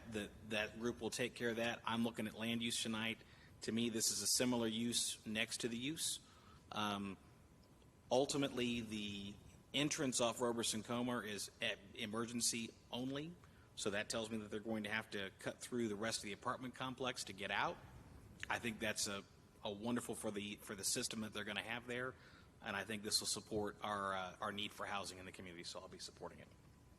Thank you, Mr. I'd just like to add also that the Roberson-Comer Road is very narrow, and we had real considerations about that not being wide enough to manage this. So this is a terrific solution to that existing problem. Would it be all right to make the motion? Yes, Madam please. Chair? I'd like to make a motion. Z23-06-004, Greensboro Planning and Zoning Commission believes that its actions to recommend approval of the original zoning request for the properties at 800-ZZ, 800-ZZ1, 804, 822, 824, 824-ZZ1, 826, 826-ZZ, 828, 828-ZZ, and 832-ZZ1, Roberson-Comer Road, and County AG Agricultural and City RC Residential Single Family 3 to City CDRM 26 Conditional District Residential Multifamily 26 to be consistent with the adopted Greensboro 2040 Comprehensive Plan and considers the action taken to be reasonable in the public interest for the following reasons. 1, the request is consistent with the Comprehensive Plan's future build format and future land use map. The proposed City CDRM 26 zoning district as condition permits uses which fits the context of the surrounding area and limits negative impact on the adjacent properties. The request 3 is reasonable due to the size and physical conditions of other attributes of the area. It will benefit the property owner and the surrounding community, and approval is in the public interest. This is Commissioner Ingles, second. Thank you for the motion and second. Any other discussion? All those in favor, please raise your hand. That's unanimous. This constitutes a favorable recommendation and is subject to a public hearing at the Tuesday, July 18th, 2023 City Council meeting. That closes our public hearings. Do we have any more items from the Planning Department? No, ma'am, we do not. Do we have any items from Planning and Zoning Commission members? I just wanted to congratulate Mr. Carter on helping run the meeting tonight. You did a great job. Thank you very much. You guys did a great job, too. Thank you. Excellent. I think we have 8 items on the agenda for next time. So as you see, just because of the number of the agendas doesn't mean that it's going to be a short meeting. Yeah, sorry. If there's no other comments, I think we should adjourn. Thank you. Thank you for Thank you very another much. wonderful